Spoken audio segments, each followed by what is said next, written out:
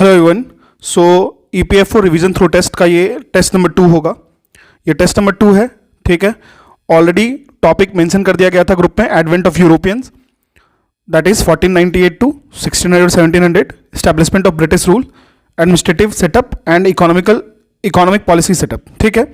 इसके साथ साथ केमिस्ट्री की 2 टॉपिक थी, एक थी acid base and salt, chemistry in everyday life. देखो, जब भी आप यूपीएससी को देखोगे, यूपीएससी के एग्जाम को या किसी पीवाईक्यूज को रेफर करोगे, चाहे वो सिविल सर्विसेज का पेपर है या फिर सीडीएस एनडीए या फिर आप समझो तो सीएपीएफ का पेपर है, तो आप देखोगे केमिस्ट्री इन एवरीडे लाइफ एक क्लास 12th की एक चैप्टर है जहाँ पे आपको मेडिसिन या फिर जो डे टू डे लाइफ में चीज़ों को एप्लीकेशन में लाते हैं उससे क्वेश्चन पूछा जाता है। एसिड बेस एंड सॉल्ट पे एक क्वेश्चन हर बार आपको यूपीएससी पूछता है जहाँ पे जनरल साइंस कंसर्न होता है।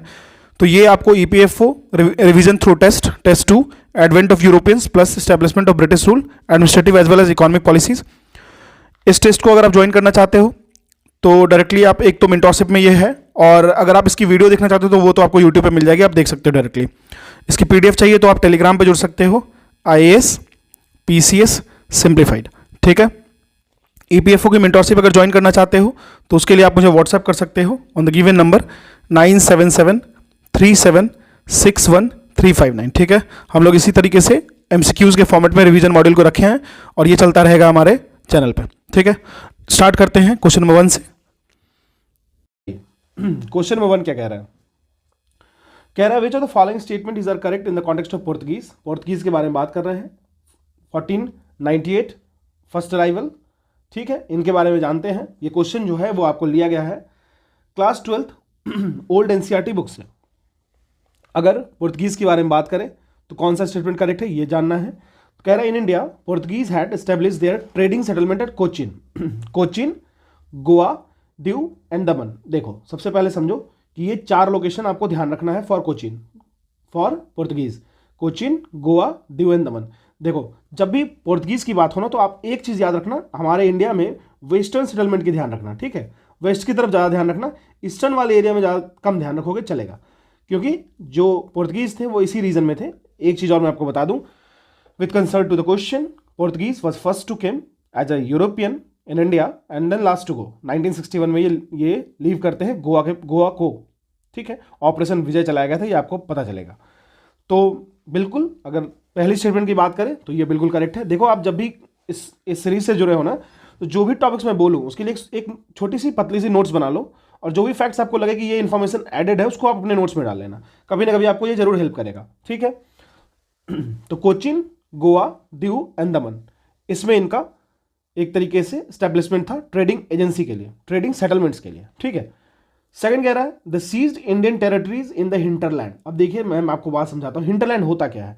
सबसे पहले जान लो कि ये आपका शोर लाइन हो गया, ये आपका किनारा हो गया समुद्र का। समुद्र के किनारे से कुछ आसपास का जो लोकल रीजन्स होते हैं वो हो गया आपको शोर वाले लाइन, और कुछ रीजन्स होते हैं ना जो शोर से काफ़ी दूर होते हैं, उनको हम लोग हिंटरलैंड्स कहते हैं, ये ध्यान रखिएगा। तो बेसिकली यहाँ पे क्लिच पॉइंट क्या है ना, कि जो पुर्तगीज थे उन्होंने शोर लाइन पे काफ़ी ज़्यादा अपना डोमिनेंस दिखाया था, लेकिन वो हिंटरलैंड्स की तरफ मूव नहीं किए थे, ये आपको समझना चाहिए, ठीक है।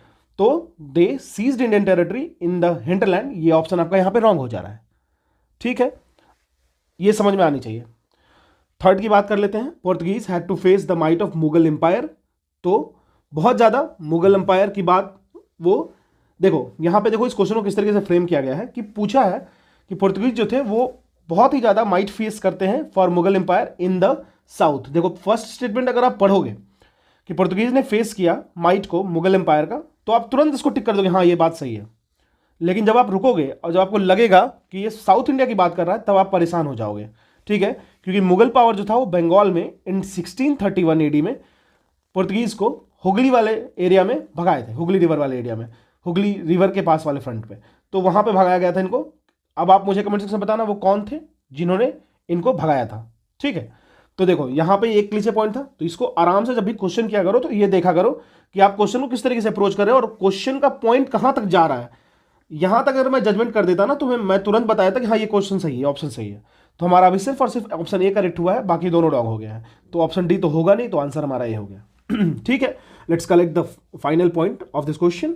सीधी सी बात है। अगर हम लोग बात करें पोर्तुगीज के कॉन्टेक्स्ट में, तो पोर्तुगीज का मोनोपोली रहा, बहुत ही highly profitable eastern trade for nearing a century. ठीक है, तो अगर हम लोग बात करें इंडिया में, ये एस्टेब्लिश करते हैं अपने ट्रेडिंग सेटलमेंट्स को कोचिन, गोवा, दीव एंड दमन। देखो मुझे पता है कि आप जब पढ़ोगे तो आपको ये चीज़ें याद नहीं रहेंगी, लेकिन आप इसको अगर नोट्स में लिख लोगे तो आपको याद हो जाएंगे ये। ठीक है, तो ये वाला ऑप्शन हो गया। इसी के साथ साथ अगर हम लोग बात करें तो देखो इन्होंने इंडियन टेरिटरी को अपनाया, कॉस्ट को अच्छे तरीके से वहां पर रूल किया, साथ साथ में ही वॉर भी करते रहे छोटी मोटी, लेकिन ये बात हमेशा याद रखिएगा हिंटरलैंड तक वो नहीं जा पाए थे, मतलब into the deep land area वो नहीं जा पाए थे। साथ साथ में ही मुगल पावर की बात करें तो बंगाल में इन 1631 एडी उनको बाहर फेंक दिया गया था हुगली वाले सेटलमेंट से। ये हमारा हो गया क्वेश्चन नंबर 1। आई होप कि आप इससे कनेक्ट कर पाए होंगे। Now let's move to the question number next, which is question कहां से लिया गया है, class 8th new NCERT book chapter 2। ठीक है, चलिए कह रहा है in 1600 AD the East India company acquired a charter from the ruler of the England Queen Elizabeth one. तो क्वीन एलिजाबेथ वन से चार्टर लेते हैं और ईस्ट इंडिया कंपनी एक्वायर करती है चार्टर को। ठीक है, अब मेरी बात सुनो, 1600 एडी में ये हुआ, उनको चार्टर मिला। ठीक है, ब्रिटिश ईस्ट इंडिया कंपनी। ठीक है, अच्छा आपसे मैं अगर पूछूं कि ये ईस्ट इंडिया कंपनी जो लिखा है इससे क्या समझते हो, तो बहुत लोग हो सकता है इसको automatically by default British East India company समझ लेते होंगे, लेकिन हमेशा याद रखना EIC जब तक इसके पीछे मेंशन ना हो ना कि वो ब्रिटिश है, फ्रेंच है या कौन सी ईस्ट इंडिया कंपनी है, तब तक इसको कंक्लूड मत करना। ठीक है, कभी कभी ऑप्शन इससे आपको परेशान कर सकती है, तो इस बात का आपको ध्यान रखना होगा। तो 1600 AD में ईस्ट इंडिया कंपनी को एक्वायर करती है एक charter from the ruler of England Queen Elizabeth one. ठीक है, तो ये ऑप्शन तो बिल्कुल करेक्ट है। एलिजाबेथ वन ने, डेट मैं आपको बताता हूं, 31 दिसंबर 1600 AD को यह चार्टर ग्रांट किया कंपनी को। यह जो चार्टर था वो एक एक्सक्लूसिव ग्रांट देता है कंपनी को और प्रिविलेज प्रोवाइड करता है कि आप ईस्ट की तरफ जाकर के ट्रेड करो। तो जो पहला वॉयस था इंग्लिश का, वो ईस्ट इंडिया कंपनी का, वो 1601 AD में चलती है, लेकिन आप यहां पे जान के शॉक्ड हो जाओगे कि चलती तो है लेकिन वो इंडिया की तरफ नहीं बढ़ती है। 1601 AD की बात करें, ये जो शिप सेल करता है वो स्पाइस आइलैंड ऑफ इंडोनेशिया पे जाता है, स्पाइस आइलैंड ऑफ इंडोनेशिया पे जाता है। ठीक है, इंडोनेशिया पे जाता है। तो ये हमारा पहला स्टेटमेंट तो बिल्कुल करेक्ट हो गया। सेकंड कह रहा है charter granted East India company the sole right to trade with east. Sole right to trade with east बिल्कुल सही है। देखो ऐसे क्या था ना कि जैसे मान लो XYZKL, तो ऐसे कुछ 5-6 कंपनियां आई थी अपनी वो बताने के लिए, डोमिनेंस शो करने के लिए, अपनी फेवरिज्म शो करने के लिए कि मैं जाऊंगा, लेकिन फाइनली क्या हुआ, सारे को डिस्कार्ड कर दिया गया और इनको चार्टर दिया गया था। तो वो थे ब्रिटिश ईस्ट इंडिया कंपनी। तो ये भी स्टेटमेंट आपको बिल्कुल करेक्ट स्टेटमेंट है, ये ध्यान रखना है। ठीक है, अब कह रहा है third, the Portuguese had established their presence in the eastern coast of India. देखो मैंने आपको ऑलरेडी बताया है कि जब भी आप बात करोगे पुर्तगीज के बारे में तो वो अपनी प्रेजेंस हमेशा वेस्टर्न कोस्ट ऑफ इंडिया में बनाए थे। देख लो, आप खुद सेटलमेंट को ध्यान दो, कोचिन, गोवा, दमन एंड दीव, और साथ साथ में एक और बॉम्बे रख लेना, आपको डॉरी वाला सिस्टम याद होगा तो। ठीक है, बॉम्बे, ये कुछ इंपॉर्टेंट सेटलमेंट्स थे पोर्तुगीज की वेस्टर्न कोस्ट ऑफ इंडिया में। तो हमारा ऑप्शन 3 रॉन्ग हो गया, एलिमिनेट कर दो। हमारा आंसर बी हो गया। क्लियर है, कुछ सोचने की जरूरत नहीं है। अब आगे बढ़ते हैं हमारे नेक्स्ट क्वेश्चन की तरफ। चलिए कह रहा है with reference to the Indian history consider the following statement. तो इंडियन हिस्ट्री कॉन्टेक्स्ट में बात हो रहा है और स्टेटमेंट्स देखना है हमें। सबसे पहले कह रहा है the Dutch establish their factories warehouses on the east coast on land granted to them by Gajapati ruler. देखो इस क्वेश्चन को आप तभी कर पाओगे ना जब आपको इस इंफॉर्मेशन के बारे में पता हो कि आखिर गजपति रूलर्स की बातें कब की और कहां की थी। सबसे पहले तो ये समझ लो, तो ये क्वेश्चन जो पूछा गया है वो यूपीएससी के सिविल सर्विस एग्जामिनेशन प्रीलिम्स 2022 में पूछा गया है। ये क्वेश्चन को मैंने इसलिए यूज किया है, इसलिए पिक किया है क्योंकि ये क्वेश्चन आपको बहुत सारी चीज़ों को क्लियर करेगा। सबसे पहली, चलो आप, मैं मानता हूं, मैं ये एक्सेप्ट करता हूं कि हाँ ये पॉइंट होगा, बहुतों को नहीं पता होगा, बहुतों को इस इन्फॉर्मेशन के बारे में। चलो मैं इसको भी रोकता हूं। ठीक है, अब बात करते हैं सेकंड ऑप्शन की तरफ। कह रहा है Alfonso de Albuquerque captured Goa from the Bijapur सल्तनत। ठीक है, तो ये बिल्कुल स्टेटमेंट करेक्ट है। बिल्कुल, कब किया गया था इसको? 1510 में। और अल्फांसो डे अल्बुकर्क ने किया था गोवा को एज ए बीजापुर सल्तनत से कैप्चर किया था। और नीनो दे चुन्हा, आप इसको किस तरीके से पढ़ते होगे, तो ये 1540 में नीनो दे चुन्हा जो थे वो 1540 में, तो 1540 नहीं 1530 था, हाँ 1530 था। तो 1530 में नीनो दे चुन्हा ने इसको एज ए कैपिटल बनाया, ठीक है ना, ये एज ए कैपिटल बनाया गया था। तो ये ध्यान रखिएगा, गोवा के बारे में सारा डिटेल यहाँ पे आपको मिल गया। गोवा को ये लोग लीव कब करते हैं? गोवा को लीव करते हैं 1961 में, ऑपरेशन विजय चलता है, ये आपको पता होगा। तो Portuguese were first to come and last to go वाला कंसेप्ट आपको पता होना चाहिए। अल्फांसो डे अल्बुकर्क जो थे वो गोवा कैप्चर करते हैं फ्रॉम द बीजापुर सल्तनत, ठीक है, तो ये ध्यान रखिएगा। तो स्टेटमेंट 2 करेक्ट है। अल्बुकर्क एक्वायर करते हैं गोवा को from Sultanpur of Bijapur in 1510 with, बहुत ही आसानी से वो उसको कैप्चर कर लेते हैं। जो प्रिंसिपल पोर्ट था बीजापुर का, वो फर्स्ट इंडियन टेरिटरी बनता है यूरोपियन का since the time of Alexander the Great. मतलब अलेक्जेंडर द ग्रेट जब विजिट करते हैं ना, आपको पता होगा battle of Hydaspes, battle of Porus जिसमें लड़ाई किए थे। तो दूसरी चीज ये थी कि जब वो विजिट करते हैं उसके बाद, मतलब उतने दिन के गैप के बाद, कोई भी यूरोपियन इसको उतने दिन के बाद ही लिया था, ठीक है। तो ये स्टेटमेंट बिल्कुल करेक्ट है। थर्ड क्या कह रहा है? The English east India company established a factory at Madras on a plot of land leased from a representative of the Vijayanagara empire, ठीक है। तो देखिए बिल्कुल ये स्टेटमेंट एकदम 100% करेक्ट है। दूसरा तीसरा स्टेटमेंट, तीसरा क्यों करेक्ट है? ब्रिटिश ईस्ट इंडिया कंपनी जो है ना वो इंटर करती है, एक नेटिव चिफ्टियन थे मद्रास के जो कि एक रिप्रेजेंटेटिव थे। तो डायरेक्टली विजयनगरा एम्पायर वाले लोगों ने करेक्ट नहीं किया इनसे, लेकिन एक चीफ थे, आप नोबलमैन कह सकते हो मद्रास के, वो कनेक्ट होते हैं इनसे, और विजयनगर एम्पायर के वो रिप्रेजेंटेटिव थे। तो वो मद्रास को लीज पे देते हैं ब्रिटिश को इन 1639, ठीक। ये भी एक ब्लंडर था, बट ठीक है, हिस्ट्री जो है सो है। तो 2 और 3 करेक्ट हो गया। अब आप देखो आपके पास क्या क्या ऑप्शन बचता है। 2 और 3 करेक्ट होने का मतलब एक तो ये ऑप्शन हो जाएगा, एक ये ऑप्शन हो जाएगा, ठीक है। अब चलिए मैं आपको एक एडेड इंफॉर्मेशन देता हूं जिसको आप नोट्स में लिख लेना। सबसे पहले बात ये जान लो, गजापति डायनेस्टी जो थी ना, उनकी अगर टाइमलाइन भी अगर आपको थोड़ा सा पता हो ना, तो आप इस क्वेश्चन को कंक्लूड कर सकते थे। तो वो आती है लगभग 1542 के आसपास, 1542 के आसपास। लेकिन अगर डच ईस्ट इंडिया कंपनी की बात कर लें, क्योंकि यहाँ डच की बात हो रही है, तो वो विजिट करते हैं, उनकी कंपनी की फॉर्मेशन ही होती है 1602 में, 1602 में जो चार्टर आती है उसके थ्रू। तो ये ऑप्शन तो बिल्कुल रॉन्ग हो गया। तो हमारा ये डिस्कार्ड हो गया, ये भी डिस्कार्ड हो गया, आंसर हमारा बी हो गया, ठीक है। बस स्टेटमेंट्स आने चाहिए, इन्फॉर्मेशन आने चाहिए, इससे क्वेश्चंस फ्रेम होगा और भी इसको आप आराम से बिल्ड कर सकते हो। मेरा मकसद यही है, देखो क्वेश्चंस तो आपको बहुत मिल जाएंगे पूरे के पूरे यूट्यूब पे।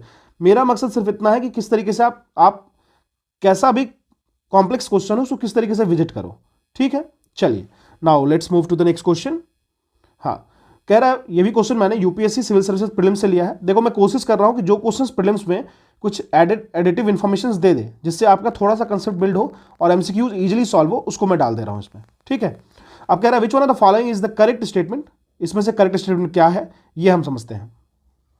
सबसे पहले समझिए, देखिए modern Kochi was a Dutch colony till India's independence, ठीक है। चलिए हम लोग देखते हैं। सबसे पहली बात तो ये है, यहां पे पूछा जा रहा है करेक्ट स्टेटमेंट, इस बात का ध्यान रखना है। दूसरा चीज क्या है? दूसरा चीज यहां पे डच के बारे में बात किया जा रहा है। तीसरा चीज यहां पे कोची केरल का बात हो रहा है। ये 3 चीजों को रख लो, ठीक है। फोर्ट विलियम्स का बात हो रहा है, की बात हो रही है, ठीक है। चलिए अब चलते हैं हम लोग। पहला स्टेटमेंट कह रहा है, एक मिनट, हाँ, फर्स्ट कह रहा है the modern Kochi was a Dutch colony till India's independence. तो देखो सबसे पहले हम लोग बात करेंगे कि सेकेंड स्टेटमेंट चलते हैं। The Dutch defeated the Portuguese and built fort William in the modern Kochi. देखो एक था विलियम फोर्ट त्रिशूर, ठीक है, William fort Thrissur, William fort Thrissur एक जगह है, आपको पता होगा केरल में, त्रिशूर। देखो तो ये कंस्ट्रक्ट किया गया था, ये एक फोर्ट था जो कंस्ट्रक्ट किया गया था डच ईस्ट इंडिया कंपनी के द्वारा, ठीक है। लेकिन ये लोग जो डच ईस्ट इंडिया कंपनी ने इसको कंस्ट्रक्ट किया था ना, वो लोग क्या किए थे, वो परमिशन लिए थे कोचीन की जो किंगडम थी उससे, और ये परमिशन लिया गया था 1714 में।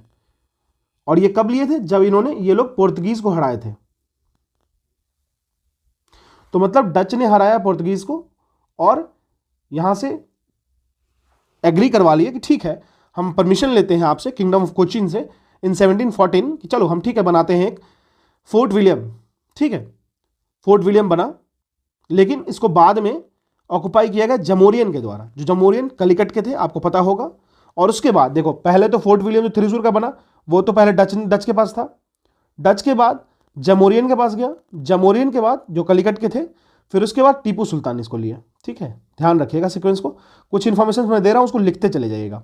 टीपू सुल्तान डिफीटेड जमोरियन ऑफ कैलिकट, उनसे डिफीट करके जमोरियन को ये ले लेते हैं और इसका नाम बदल देते हैं, नाम बदल देते हैं। नाम बदल के क्या करते हैं? टीपू सुल्तान, तो नाम रख देते हैं टीपू सुल्तान फोर्ट। और ये जो फोर्ट था वो फिर से कैप्चर्ड भी होता है, रिकैप्चर्ड भी होता है, होते रहता है। मतलब ये फोर्ट का किस्मत ही खराब था।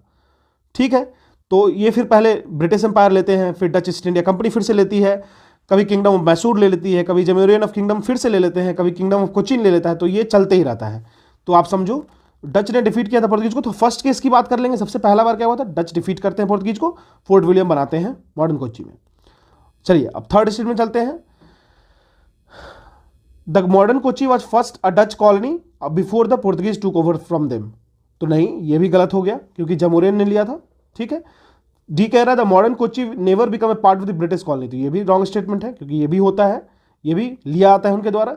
ए कह रहा है the modern Kochi was a Dutch colony till India's independence. तो ये भी नहीं था, बीच में तो इतनी खिचड़ी पकी है, तो आप समझ सकते हो। तो आंसर हमारा हंसते हुए बी हो गया।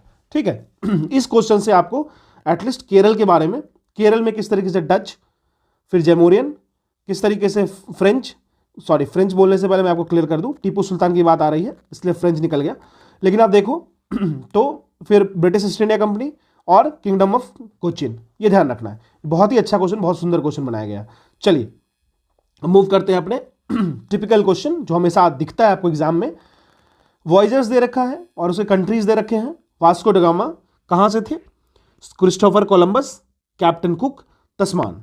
ठीक है, आप तो सुने होंगे बहुत सारा, तस्मान हॉलैंड, है ना। चलिए शुरू करते हैं।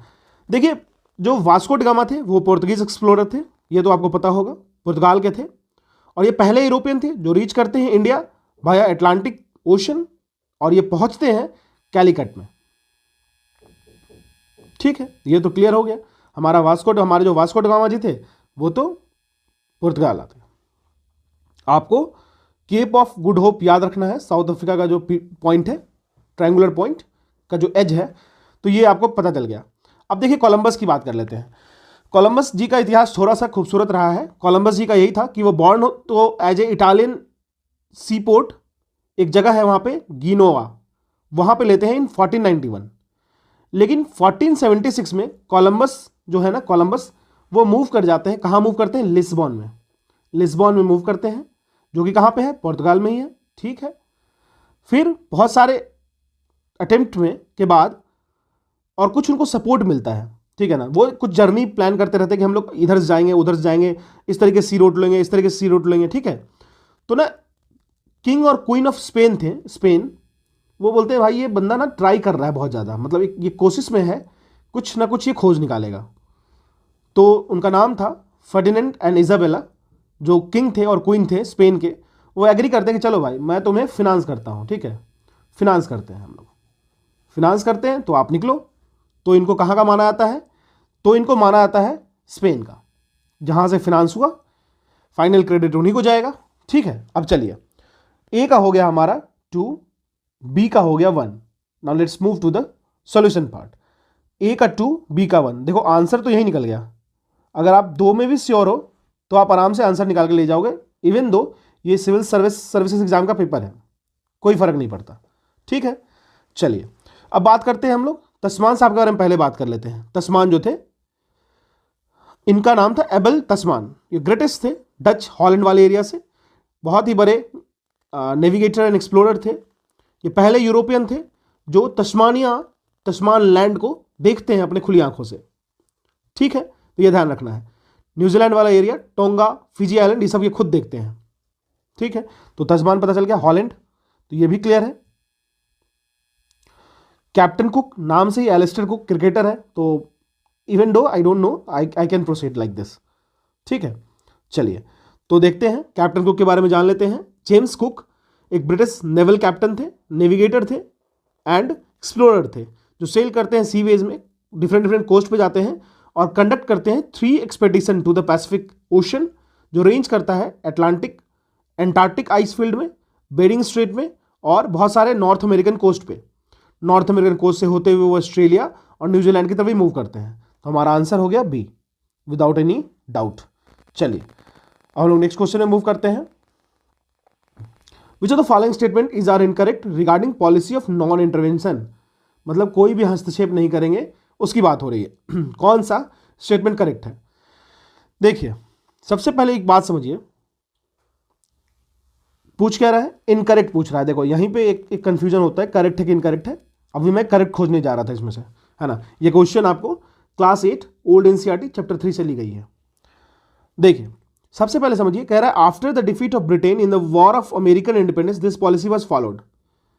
तो अगर हम लोग बात करते हैं पॉलिसी ऑफ नॉन इंटरवेंशन की, तो समझते हैं सेकंड ऑप्शन कह रहा है under this policy British government decided not to interfere in neighbouring state of India, neighbouring state of India. ठीक है, तो देखो जो सेकंड स्टेटमेंट है ना वही इनकरेक्ट है, क्योंकि अगर हम लोग बात करें, अभी हम लोग आगे देखे भी नहीं है, फिर भी मैं इसको बता सकता हूं आपको। क्यों? क्योंकि मुझे पता चला कुछ इंफॉर्मेशन है इसमें जो ये बता रहा है कि ये ऑप्शन रॉन्ग है। अगर हम लोग नॉन इंटरवेंशन पॉलिसी की बात करें तो जितने भी रूलर्स थे इंडिया में, उनको एक्सेप्ट करना था कि वो कुछ ना कुछ सब्सिडी पे करेंगे ब्रिटिश गवर्नमेंट को। किस चीज के लिए? तो मेंटेनेंस के लिए। किसके मेंटेनेंस के लिए? तो भाई ब्रिटिश की आर्मी होगी, उसको मेंटेन करना है। पे कौन करेगा? हम पे करेंगे, इंडियंस पे करेंगे। ठीक है, तो इंडियंस जितने भी रूलर्स थे उनको एक्सेप्ट करना था कि I will pay the subsidy for the British for the maintenance of the British army. अच्छा ठीक है भाई, करेंगे, लेकिन ऐसे ही कर देंगे क्या? नहीं, ब्रिटिश आर्मी बोलेंगे कि in the return we will protect you from enemies. ठीक है, तो ये क्या दिया? तो बहुत ही इनॉर्मस कंट्रोल दे दिया। अगर आप इंटरनली अगर आप किसी को सपोर्ट कर रहे हो इस तरीके से, तो एक बहुत बड़ा कंट्रोल हो जाता है। तो देखिए नेबरिंग स्टेट की बात हो गई थी, तो ये यहीं पे रॉन्ग हो गया। ठीक है, अब सेकंड थर्ड देख लेते हैं। कह रहा है the British adhere to the policy of non intervention when it is suited their interest. बिल्कुल बिल्कुल करेक्ट है, वो अपना ही सोचते थे हमेशा। फोर्थ कह रहा है this period was utilised mainly to consolidate the power and to prepare themselves for the next phase of the expansion. बिल्कुल, मतलब आप सोचो, आप मेरी सेना आप देखोगे, ठीक है, आप उसकी सब्सिडी पेमेंट करोगे, हम आपको प्रोटेक्ट करेंगे। इससे क्या होगा? हम आपके बारे में इंफॉर्मेशन गैदर करेंगे, आपका वीक पॉइंट पता करेंगे और आप पे हम लोग धीरे धीरे एक्सपेंशनिस्ट पॉलिसी को और बढ़ाएंगे। यही तो हुआ। क्लियर है? चलिए, तो कोई डाउट नहीं, आंसर हमारा बी हो गया। मूव करते हैं अपने नेक्स्ट क्वेश्चन पे। नेक्स्ट क्वेश्चन क्या कह रहा है? हाँ, consider the following statement with reference to the subsidiary alliance की बात कर लेते हैं। सब्सिडियरी लाइंस, ये क्वेश्चन आपको लिया गया है क्लास 8 ओल्ड एनसीईआरटी से। देखिए सब्सिडियरी लाइंस की बात कर ले तो करेक्ट स्टेटमेंट पूछ रहा है, पहले इसको खोज लो फिर बात करेंगे। देखिए तो कह रहा था first ruler to accept the subsidiary alliance was the Nizam of Hyderabad. बिल्कुल करेक्ट स्टेटमेंट है ये। जो पहले रूलर थे जो सब्सिडियरी लाइंस को एक्सेप्ट किए थे वो थे निजाम ऑफ हैदराबाद। ठीक है, ये भी स्टेटमेंट करेक्ट है। सेकंड कह रहा है under this policy Indian rulers were force to have a British official, एक ब्रिटिश ऑफिशियल होगा जो कि जिनको कहा जाएगा रेसिडेंट एट हिज कोर्ट। आप अपने कोर्ट में बिठा के रखो एक को, जो मेरे आदमी होंगे। बिल्कुल ये भी करेक्ट स्टेटमेंट है। थर्ड कह रहा है under this policy Indian rulers made to keep a large British force within their territory and pay for its maintenance. मतलब हम अपनी टेरिटरी में आपको रखेंगे और आप कहोगे मैं आपका देखभाल कर रहा हूं और आपकी मेंटेनेंस में हम खुद पे करेंगे। तो ये तीनों का तीनों स्टेटमेंट जो है ना वो एब्सोल्युटली करेक्ट है। तो आंसर तो हमारा डी हो गया। अब समझ लेते हैं कैसे करेक्ट है। देखिए अगर हम लोग बात करें सब्सिडियरी लाइंस को, तो लॉर्ड वेलेस्ली ने इसको लेके आया था, आपको पता होगा। कौन सी ईयर थी? 1798 में इसकी इंट्रोडक्शन होती है। 1798 में इसकी इंट्रोडक्शन होती है।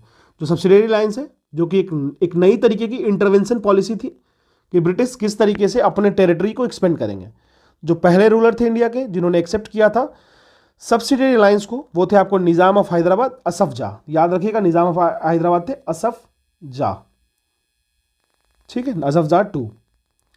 फिर सब्सिडियरी अलायंस की बात कर लें, इंडियन प्रिंसली स्टेट जो थे उनको फोर्स किया जाता था कि आप एक ब्रिटिश रेसिडेंट को अपने कोर्ट में रखो और Indian rulers would not employ any other European at his court, मतलब आप ब्रिटिश के साथ रहोगे तो उन्हीं के साथ रहना पड़ेगा, ठीक है ना।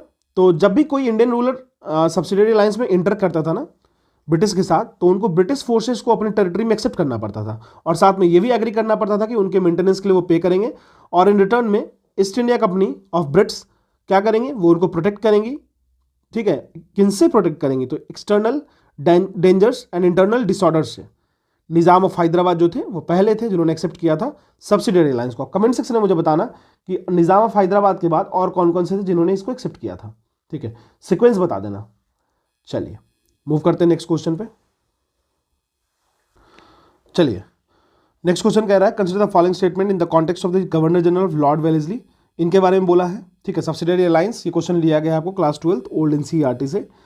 कह रहा है उनके रेन में ब्रिटिश आर्मी जो थे ना वो अटैक करते हैं और डिफीट करते हैं टीपू सुल्तान को 1799 एडी में। 1799 एडी में टीपू सुल्तान को अटैक करते हैं, और उन बेसिकली 1799 में तो टीपू सुल्तान की डेथ भी हो जाती है, आपको पता होगा। तो ठीक है, ये स्टेटमेंट तो बिल्कुल करेक्ट स्टेटमेंट है।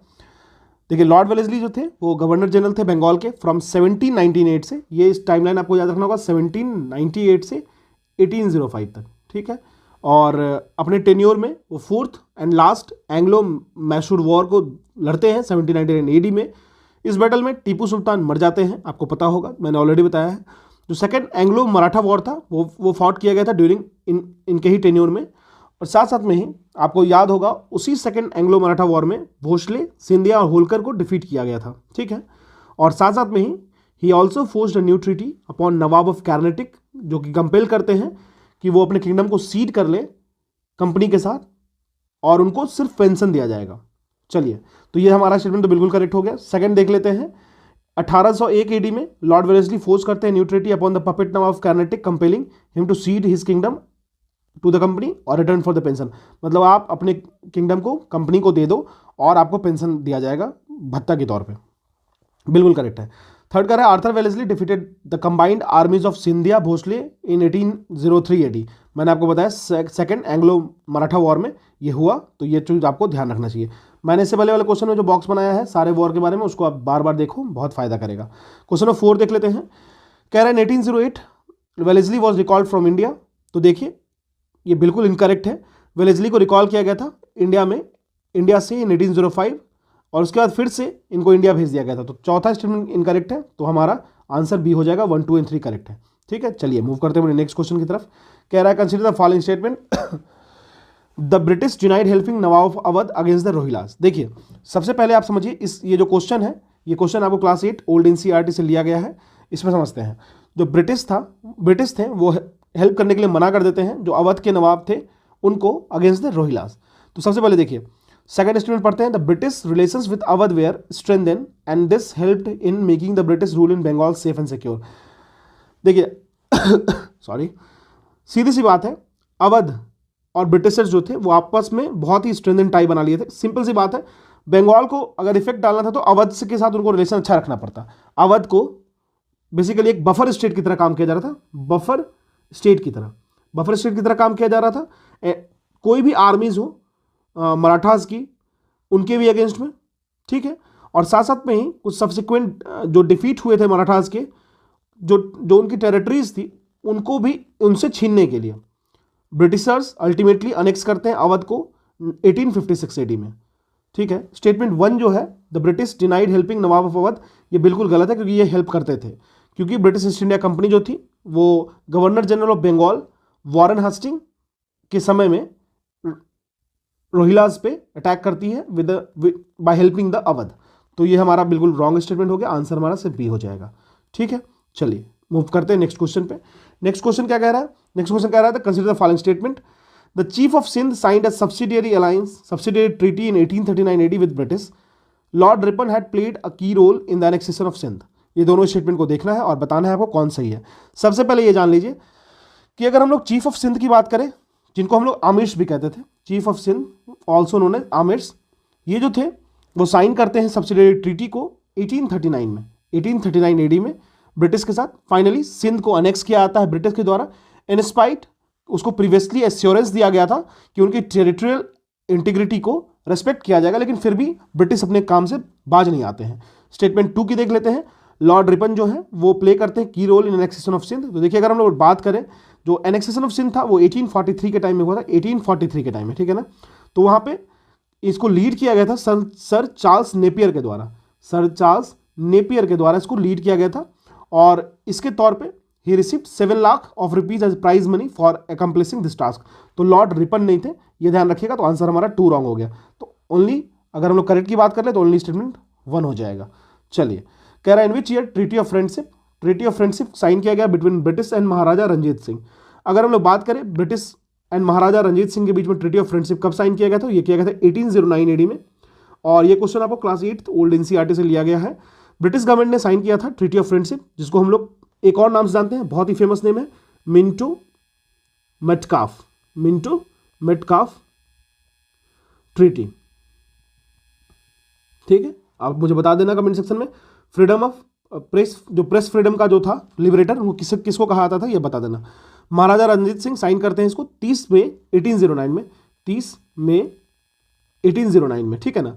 ये जो फ्रेंडशिप थी वो बेसिकली बेस्ड था ब्रिटिश का। देखो ब्रिटिश का फियर क्या था, ब्रिटिश का फियर था कि इंडिया में अटैक होगा, किनका, तो जैसे नेपोलियन और Russia from north frontier region से। तो अब उनको लगता था कि अगर नॉर्थ वेस्ट फ्रंटियर प्रोविंस वाले रीजन से अगर अटैक करता है रशिया या फिर कोई भी बहुत बड़ा रीन का कोई, तो हम उसको कंट्रोल नहीं कर पाएंगे। तो for to control this you need to handle something very sensitive in this area. तो वहां पे रंजीत सिंह से वो करते हैं ट्रीटी ऑफ फ्रेंडशिप। ठीक है, चलिए मूव करते हैं नेक्स्ट क्वेश्चन पे। हाँ, सेकंड नेक्स्ट क्वेश्चन क्या कह रहा है, consider the following statement with reference to Anglo Nepal war. देखिए एंग्लो नेपाल वॉर की बात कर लेते हैं ना। तो सबसे पहले समझिए, the war with Nepal was held in year 1814। देखिए सबसे पहले ये समझ लीजिए कि 1814 एडी में एंग्लो नेपाल वॉर होता है। जो एंग्लो नेपालीज वॉर होता है इसको हम लोग गोरखा वॉर भी कहते हैं, गोरखा आप जानते होंगे, गोरखा वॉर भी कहते हैं। और ईस्ट इंडिया कंपनी इस वॉर को एंड करती है। एक ट्रीटी साइन होती है, treaty of Sugauli, treaty of Sugauli, और ये साइन होती है 1816 में। ठीक है, ट्रीटी ऑफ सुगौली साइन होती है 1816 में। गोरखास क्या होता है, ये सिक्किम लॉस्ट कर लेते हैं। ठीक है, territories of Kumaon and Garhwal जो रीजन है, जो उत्तराखंड में भी फॉल करता है, वो वाला रीजन ये लॉस्ट कर देते हैं। और बहुत सारे लैंड जो तराई वाले रीजन है उसको ये लॉस्ट कर देते हैं ट्रीटी ऑफ सुगौली में। तो पहला स्टेटमेंट तो बिल्कुल करेक्ट है, 16 में साइन करते हैं, ये भी पता है। सेकंड कह रहा है after the war Nepal seeded the district of Garhwal and Kumaon, बिल्कुल करेक्ट है, 1816 में बाई ट्रीटी ऑफ सुगौली। और वो विड्रॉ कर लेते हैं सिक्किम वाले रीजन से। तो ये तीनों करेक्ट है, तो हमारा तीनों का तीनों स्टेटमेंट करेक्ट हो जाएगा, आंसर हो जाएगा डी। ठीक है, चलिए अब अगर नेक्स्ट क्वेश्चन की बात करें, कह रहा है which statement is incorrect in context to dual government of Bengal. अगर डुअल गवर्नमेंट ऑफ बंगाल की बात करें तो इसमें कौन सा स्टेटमेंट इनकरेक्ट है। ये क्वेश्चन है क्लास 12 ओल्ड एनसीईआरटी से लिया गया है। ठीक है, तो देखिए पहला क्या कह रहा है, सबसे पहले समझ लेते हैं हम लोग कि गवर्नमेंट ऑफ अगर डुअल गवर्नमेंट ऑफ बंगाल की बात करें, क्योंकि डुअल गवर्नमेंट जो था वो इंट्रोड्यूस किया गया था बंगाल में किसके द्वारा, रॉबर्ट क्लाइव के द्वारा इन 1765। तो डुअल गवर्नमेंट 1765 में लाया गया था बंगाल में, और ये लाया कब गया था, आफ्टर बैटल ऑफ बक्सर के बाद लाया गया था, ये तो आपको पता होगा। तो इस सिस्टम में क्या था ना कि जो एडमिनिस्ट्रेशन था बंगाल का ना, वो डिवाइड कर दिया गया था दो पार्ट में, एक दीवानी और एक था निजामत। दीवानी पार्ट और निजामत पार्ट। दीवानी पार्ट कंपनी ग्रांट करेगी, जो कि राइट टू रेज रेवेन्यू को प्रोवाइड करेगी, ठीक है ना। एंड थ्रू निजामत में क्या करेगी, नवाब को एडमिनिस्ट्रेटिव पावर दिया जाएगा, मतलब हम करेंगे आपकी रेवेन्यू कलेक्शन, आप आराम करो। ठीक है, जो डीएल सिस्टम ऑफ गवर्नमेंट था वो फाइनली एबोलिश किया गया था वॉरेन हेस्टिंग के द्वारा, याद रखिएगा 1772 में। ठीक है, तो यह ध्यान रखिएगा। तो अब इस क्वेश्चन में देख लेते हैं, कह रहा है which of the following is incorrect. तो it was established after the battle of Plassey, तो बिल्कुल नहीं, पलासी के बाद नहीं, बैटल ऑफ बक्सर के बाद इसको किया गया था। तो ये तो हमारा रॉन्ग हो गया, पहला ही रॉन्ग हो गया। एबोलिश किया गया 1772 में, किसके द्वारा, तो वॉरेन हेस्टिंग के द्वारा किया गया था एबोलिश। ठीक है, चलिए तो ये भी करेक्ट हो गया। In the system Indian officers were allowed to function as before but under the control of British governor, बिल्कुल correct. It was formulated with the motive to carry on their profitable trade and to collect tax from the remission of England, बिल्कुल correct है। सिर्फ हमारा answer ये हो जाएगा।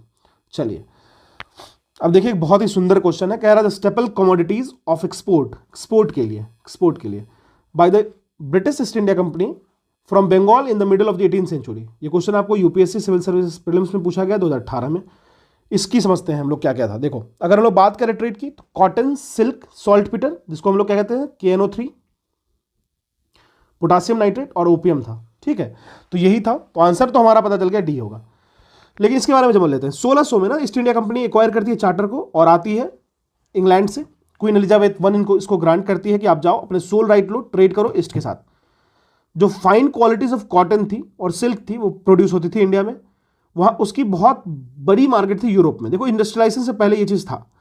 तो cotton and silk जो था ना बंगाल से, वो मेजर आइटम था जो एक्सपोर्ट होता था इंडिया से। तो इंडिया वाले रीजन से जो भी रीजन था कॉटन और सिल्क, वो काफ़ी निकल के जाता था इन यूरोपियन मार्केट।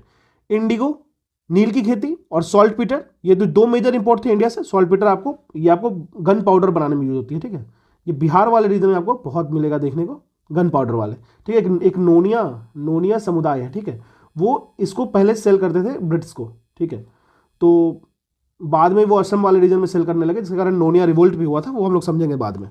ठीक है, तो ये प्रोडक्ट्स थी, ये आपको पता होना चाहिए। 18th सेंचुरी में पुर्तगीज फाउंड करते हैं कि they could import opium from India और sell it into China. तो ये भी एक बहुत बड़ा कंसिडरेबल प्रॉफिट रहा था। तो 1773 तक ब्रिटिश डिस्कवर कर लेते कि हाँ, ट्रेड और इसके लीडिंग सप्लायर्स जो होंगे वो चाइनीज मार्केट होगी। उस तरीके से ओपियम का जो एक्सपोर्ट हो गया ब्रिटिश इंडिया टू चाइना, बहुत ज़्यादा इंक्रीज हो गया था। ठीक है, अगर हम लोग बात करें तो पहले मान लो 4000 यूनिट होता था पर ईयर में बिगिनिंग ऑफ 19th सेंचुरी में, तो 60,000 यूनिट्स हो गए थे 1880s में। तो ओपियम भी था। तो cotton, silk, salt Peter and opium. चलिए आगे बढ़ते हैं, ये बहुत ही इंपॉर्टेंट क्वेश्चन है, इसको आप स्किप मत करना। चलिए एक और बहुत अच्छा क्वेश्चन पूछा गया है यूपीएससी सिविल सर्विसेज प्रीलिम्स 2012 में। ठीक है, देखिए कह रहा है assessment of land revenue on the basis of nature of the soil and the quality of crops. ये हो गया। यूज ऑफ मोबाइल कैनन्स, वैसे तोप जिसको आप लेके चल सकते थे इन वॉरफेयर।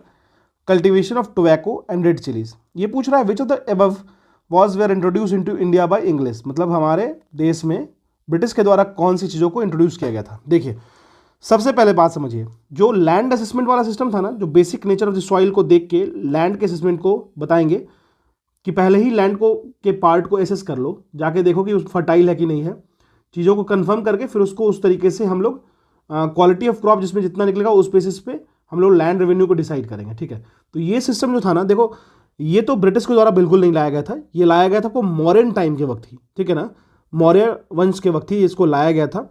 और इसके अकॉर्डिंग क्या था कि क्वालिटी ऑफ लैंड और नेचर ऑफ द क्रॉप जो था वो रेट ऑफ लैंड को डिफाइन करेगा कि रेट ऑफ लैंड में रेवेन्यू किस तरीके से इंक्लूड किया जाएगा। ठीक है, जो भी होगा तो ये बात हमेशा ध्यान रखना, लैंड की क्वालिटी को, सॉइल की क्वालिटी को देख के लैंड रेवेन्यू को डिसाइड किया जा रहा है, but not on the basis of gross product of the land. मतलब फाइनल क्या आउटकम निकल रहा है उससे मतलब नहीं है। देखो कितनी बेकार वाली सिस्टम थी। ठीक है, तो ये आपको ध्यान रखना होगा। तो ये था आपको मॉडर्न टाइम में, तो ब्रिटिश तो यहाँ पे नेग्लेक्ट हो गया, तो ऑप्शन 1 तो हमारा एलिमिनेट हो गया। चलिए सेकंड यार, यूज ऑफ मोबाइल कैनन की बात कर लेते हैं, वो भी इनकरेक्ट है बिल्कुल। ब्रिटिश तो बहुत लेट हो गए। मुगल्स जो थे ना वो एक्सेल किए थे फायर आर्म्स को यूज करने के लिए। मुगल एम्पेयर जो बाबर थे, जो कंक्वेयर करते हैं इंडिया को इन 1526 में, वो खुद ही लेके आते हैं, तो मोबाइल कैनन्स लेके आते हैं। और खींच के किससे लाते हैं, ब्लॉक से, हॉर्सेस से, कैमल से। तो ये भी नहीं हो गया, सेकंड भी रॉन्ग हो गया हमारा। चलिए तब तो हमारे पास नन का ही ऑप्शन बचता है। तो देखिए तीसरा देख लेते हैं, जो टोबैको की बात हो रही है, पोटैटोज की बात हो रही है, रेड चिली, पाइनएप्पल्स, पपायाज, कैस्यूनट, ये सारे इंट्रोड्यूस किया गया था इंडिया में पुर्तगीज के द्वारा। प्रिंटिंग प्रेस भी याद होगा आपको। ठीक है, 3 भी रॉन्ग है तो हमारा नन हो जाएगा। ठीक है, चलिए आगे बढ़ते हैं। अब कह रहा है with reference to the entry of European power into India which one of the following statement is not correct. Entry of European and not correct, इसको अंडरलाइन कर लो क्योंकि ये थोड़ा सा आपको डाउट में डाल देगा। चलिए, यूपीएससी सिविल सर्विसेज क्वेश्चन 2003 में पूछा गया था। अब ये पूछ रहा है कौन सा स्टेटमेंट जो है वो नॉट करेक्ट है रिगार्डिंग द कंसेप्ट ऑफ कि कौन कब आए थे, ये देखना है। ठीक है, चलिए सबसे पहले हम लोग देख लेते हैं, पुर्तगीज कैप्चर्ड गोवा इन 1499। देखिए अभी जस्ट यहीं पे गड़बड़ कर दिए ना, ये कैप्चर कब किए थे, 1530 में तो बना लिए थे कैपिटल, 1510 में किए थे कैप्चर। ठीक है, तो आपको पता होगा, मैंने इन्फॉर्मेशन दिया आपको। अल्फांसो डे अल्बुकर्क थे, उन्होंने एक्वायर किया था गोवा को from sultan of Bijapur Ismail Adil Shah से, और हेल्प किया गया किसकी मदद लिए थे? तो कृष्णदेव राय जो रूलर थे विजयनगर एम्पायर के, उनसे। किया कब गया था? तो 1510 में किया गया था, ठीक है। 1530 में निनो दे चुना ने इसको कैपिटल बनाया था गोवा को। और अगर हम लोग बात करें अल्फोंसो डे अल्बुकर्क के बारे में, तो उनको ऑल्सो भी जाना जाता है कि वो एबोलिश किए थे प्रैक्टिस ऑफ सती इन गोवा। तो प्रैक्टिस ऑफ सती ये गोवा में भी था, ठीक है। तो इनको हटाया गया था by the effort of Alfonso day Albuquerque. तो स्टेटमेंट ए जो है वो हमारा इनकरेक्ट है, तो ये कट गया। सेकंड कह रहा था English open there first factory in south India at Masulipatnam. देखिए अगर हम लोग सेकंड स्टेटमेंट की बात करें तो ये बिल्कुल स्टेटमेंट करेक्ट है। देखो इंग्लिश ट्राई तो करते हैं पहले वो सूरत में खोलने का, ठीक है, लेकिन सूरत में फेल कर जाते हैं। तो फिर खोलते कहाँ पे हैं? खोलते हैं आपको मसूलीपट्टनम में, ठीक है। 1608 में, देखो 1608 में ट्राई करते हैं सूरत में खोलने के लिए, बट वहाँ फेल कर जाते हैं। फिर भागे भागे आते हैं मसूलीपट्टनम में, 1611 में खोलते हैं, यहाँ पे वो सक्सेसफुल रहते हैं। फिर जाते हैं 1613 में, फिर खोलते हैं सूरत में, तब वो सक्सेसफुल हो जाते हैं, ठीक है। ये ध्यान रखिएगा इस बात को। तो स्टेटमेंट बी हमारा करेक्ट है। चलिए कह रहा है in eastern India the English company open it's first factory. बिल्कुल पहली फैक्ट्री जो इंडिया में ओपन करते हैं ईस्टर्न इंडिया, ईस्ट इंडिया के पार्ट में, वो आपको उड़ीसा वाले रीजन में 1633 में करते हैं। ये एकदम करेक्ट स्टेटमेंट है। Now under the leadership of Dupleix the French occupied Madras in 1746। बिल्कुल करेक्ट स्टेटमेंट है। फ्रेंच ऑक्युपाई करती है मद्रास को 1746 ईस्वी में। डुप्लेक्स जो थे बहुत ही दिमाग के तेज, बहुत ही चतुर थे इनके ही टाइम में। तो ये हमारा सारा करेक्ट है, सिर्फ आंसर बी हमारा रॉन्ग हो जाएगा। चलिए तो कह रहा था secret of success of east, answer A हमारा रॉन्ग हो जाएगा, ए हो जाएगा, ठीक है। कह रहा है the secret of success of east India company in India. आखिर ईस्ट इंडिया कंपनी सक्सेसफुल क्यों रही इंडिया में? सीधा सा बात है, नेशनलिज्म नाम का कोई कंसेप्ट नहीं था इंडिया में, क्योंकि इंडिया में वैसे भी कुछ टिपिकल ट्रेडिशन चले आ रहे थे जो कि बहुत बेकार था। तो नेशनलिज्म का कोई फ्रेगमेंटेशन था, नेशनलिज्म का कोई कंसेप्ट नहीं था इंडिया में इस तरीके का। ये बिल्कुल करेक्ट स्टेटमेंट है, इस बात को ध्यान रखिएगा। देखिए सारे यूरोपियन नेशंस की बात करें जो कि ट्रेड करने आए थे इंडिया में आफ्टर, जब नई सी रूट पता चली थी, इंग्लैंड एक बहुत ही ज़्यादा पावरफुल और सक्सेसफुल थे एंड ऑफ 18th सेंचुरी तक से, ठीक है ना। जो मेजर फैक्टर्स थे वो कुछ इस तरीके से थे कि किस तरीके से इंग्लैंड जो है वो यूरोपियन जितने भी पावर्स आए सब पे डोमिनेट किए, जैसे पोर्तुगीज हो गए, नीदरलैंड हो गया, फ्रेंच, डेनमार्क, डच, सब के सब, ठीक है। जो ब्रिटिश सोल्जर थे वो दूसरा केस था कि वो बहुत काफ़ी ज़्यादा डिसिप्लिन थे, और साथ साथ में ही उनको वेस्टर्न ट्रेनिंग मिलता था, मॉडर्न आर्म्स मिलता था। तो ये सेकंड स्टेटमेंट भी करेक्ट हो जाएगा हमारा। जो कंपनी है उसकी आर्मी रिसीव करती थी वेस्टर्न ट्रेनिंग और साथ साथ में मॉडर्न आर्म्स, ठीक है। थर्ड कह रहा है Indian soldiers lacked Fidelity consequently and one who paid them sufficient could have them on his service. बिल्कुल पैसे की कमी, पैसे की किल्लत, बहुत सारी दिक्कतें, तो इंडियन सोल्जर्स थे वो फिडेलिटी में लैक करते थे, इसके साथ साथ जो भी उनको अच्छा पैसा दे दे उसके साथ वो काम करते थे, ठीक है। तो ये भी बिल्कुल करेक्ट है। तो हमारा आंसर जो हो जाएगा यहाँ पे वो हो जाएगा हमारा all of the above statement are correct. ये क्वेश्चन आपको यूपीपीसीएस प्रीलिम्स से पूछा गया है। चलिए एक और बढ़िया सा क्वेश्चन कह रहा है examine these two statement carefully and select the correct answer using the codes given below. दो स्टेटमेंट दे रखा है, स्टेटमेंट 1, स्टेटमेंट 2। इस पे हम लोग देखते हैं। कह रहा है इन 1856 नवाब वाजिद अली शाह को डिथ्रोन कर दिया गया और and exile to Calcutta on the plea that the reason was being misgoverned. मतलब मिसगवर्नेंस का केस लगा के इनको भगा दिया गया वहाँ से, ठीक है। कहाँ से भगा दिया गया? जो नवाब थे वो एक्यूज थे आपको कि वो कंट्रोल नहीं कर पा रहे हैं रिबेलियस चिफ और तालुकदार्स को अपने एरिया में। तो देखो हम लोग बात करते हैं। पहला स्टेटमेंट बिल्कुल करेक्ट है। क्यों करेक्ट है? क्योंकि 1856 में 1856 में जो नवाब वाजिद अली शाह थे उनको डिथ्रोन किया जाता है और एग्जाइल कर दिया था कलकत्ता में कि वो अपने जगह को चला नहीं पा रहे हैं, मिसगवर्न हो रहा है उनका जगह। नवाब वाजिद अली शाह जो थे वो लास्ट रूलर थे अवध के, ये याद रखिएगा, अवध के लास्ट रूलर थे। ये बहुत इंपॉर्टेंट क्वेश्चन है, ये क्वेश्चन आपको सीएपीएफ में पूछा गया लेकिन बहुत ही प्रोमिनेंट क्वेश्चन है, ठीक है। तो लास्ट जो रूलर थे वो आपको थे अवध के। एक प्रिंसली स्टेट है नॉर्दर्न इंडिया में और इनको डिपोज किया गया था लॉर्ड डलहौजी के द्वारा। डलहौजी, देखिए 1853 में ट्रेन वाली बात आई होगी आपको, फर्स्ट ट्रेन जो चली थी, तो लॉर्ड डलहौजी के द्वारा डिपोज किया गया था, जो गवर्नर जनरल थे इंडिया के उस वक्त, जो एक्यूज करते हैं इनको कि वो एडमिनिस्ट्रेशन को ढंग से चला नहीं पा रहे हैं और जो वेलफेयर सब्जेक्ट्स उसमें ढंग से काम नहीं कर पा रहे हैं। जो ब्रिटिश ईस्ट इंडिया कंपनी थी वो एनेक्स करती है अवध को और इसको लाती है अपने डायरेक्ट रूल के अंदर में, याद रखिएगा डायरेक्ट रूल के अंदर में लाती है। और साथ साथ में ही ये जो बेसिक इसका जो मेन रीजन था ना, ये भी एक वजह था जिसकी वजह से रिवॉल्ट ऑफ 1857 और इंटेंसिफाई होता है, क्योंकि जो अवध के लोग थे वो रिजेंट करते हैं ब्रिटिश के इंटरफेरेंस को और इनजस्टिस को। स्टेटमेंट 2 भी करेक्ट है, बिल्कुल एब्सोल्युटली करेक्ट है। स्टेटमेंट 2, नवाब जो थे उनको एक्यूज किया गया कि वो रिवेलियस चीफ्स और तालुकदार को कंट्रोल नहीं कर पा रहे हैं। तो चीफ और तालुकदार जो थे वो लोकल लैंडलॉर्ड्स थे और नोबल्स थे, जिनके पास कंसिडरेबल पावर था और इन्फ्लुएंस था अवध में। They often define the authority of nawab and resisted his attempts to reform the revenue system. मतलब ब्रिटिश के अगेंस्ट में कोई भी चीज़ ब्रिटिश के बोलने पे अगर ये थोड़ा भी इधर उधर करते थे तो इनके जो नवाब्स थे, तालुकदार्स थे, वो इनका अपोज करते थे। ठीक है, तो ये बिल्कुल करेक्ट हो गया। और जो थ्रीट और स्टेबिलिटी की बात होती है, इसीलिए तो ज़्यादा इफेक्ट पड़ रहा था ना इस पर, क्योंकि ये जो रिवेलियस चीफ्स थे और तालुकदार थे वो ऑब्जेक्शंस कर रहे थे, जिसकी वजह से इनको मिसगवर्नेंस के लिए हटा दिया गया। तो दोनों स्टेटमेंट करेक्ट है और एक्सप्लेनेशन भी इसको सपोर्ट कर रहा है। चलिए मूव करते हैं क्वेश्चन नेक्स्ट पे। कह रहा है which one of the following was primarily associated with dadni. देखिए ये बहुत इंपॉर्टेंट क्वेश्चन है, इसको आप मत स्किप करना। ददनी सिस्टम से प्राइमरली एसोसिएटेड कौन है, तो बिल्कुल वो है आपको टेक्सटाइल प्रोडक्शन की बात होगी। ददनी सिस्टम जो था वो एक तरीके का बिजनेस मैनेजमेंट था इंग्लिश ईस्ट इंडिया कंपनी में, बंगाल में इन 18th सेंचुरी। यह जो बेसिकली अगर ददनी सिस्टम की बात करें तो कंपनी क्या करती थी, लोकल मर्चेंट्स को बोलती थी कि आप गुड्स को प्रोक्योर कीजिए, स्पेशली गुड्स में भी किस चीज़ को, गुड्स में से टेक्सटाइल को। ठीक है, और जो मार्केट से प्रोक्योर करेंगे, और ददनी मर्चेंट्स, इन्हीं को दर्दनी मर्चेंट्स कहा जाता था, क्योंकि ये करते क्या थे, ये ऑन बिहाफ ऑफ ब्रिटिश ये चीज़ों को एक्सेप्ट करते थे और एडवांस पहले रिसीव करेंगे कंपनी से, ये आपको डिलीवरी करना है गुड्स का, और वो भी कुछ कंडीशन और टर्म पे, तो इसी को ददनी कहते थे। तो ददनी सिस्टम जो है वो बहुत ही क्रूशियल रोल प्ले किया था कि टेक्सटाइल प्रोडक्शन और क्राफ्टमैनशिप को रीजन में बढ़ावा देने के लिए। ठीक है, तो ध्यान रखिएगा। चलिए नेक्स्ट क्वेश्चन क्या कह रहा है, which of the following statement is about the penetration of English into Bengali is are correct. तो कैसे ब्रिटिश कलकत्ता में या बंगाल में एंटर करते हैं उसके बारे में समझ लेते हैं। सबसे पहली बात जानिए कि, एक मिनट,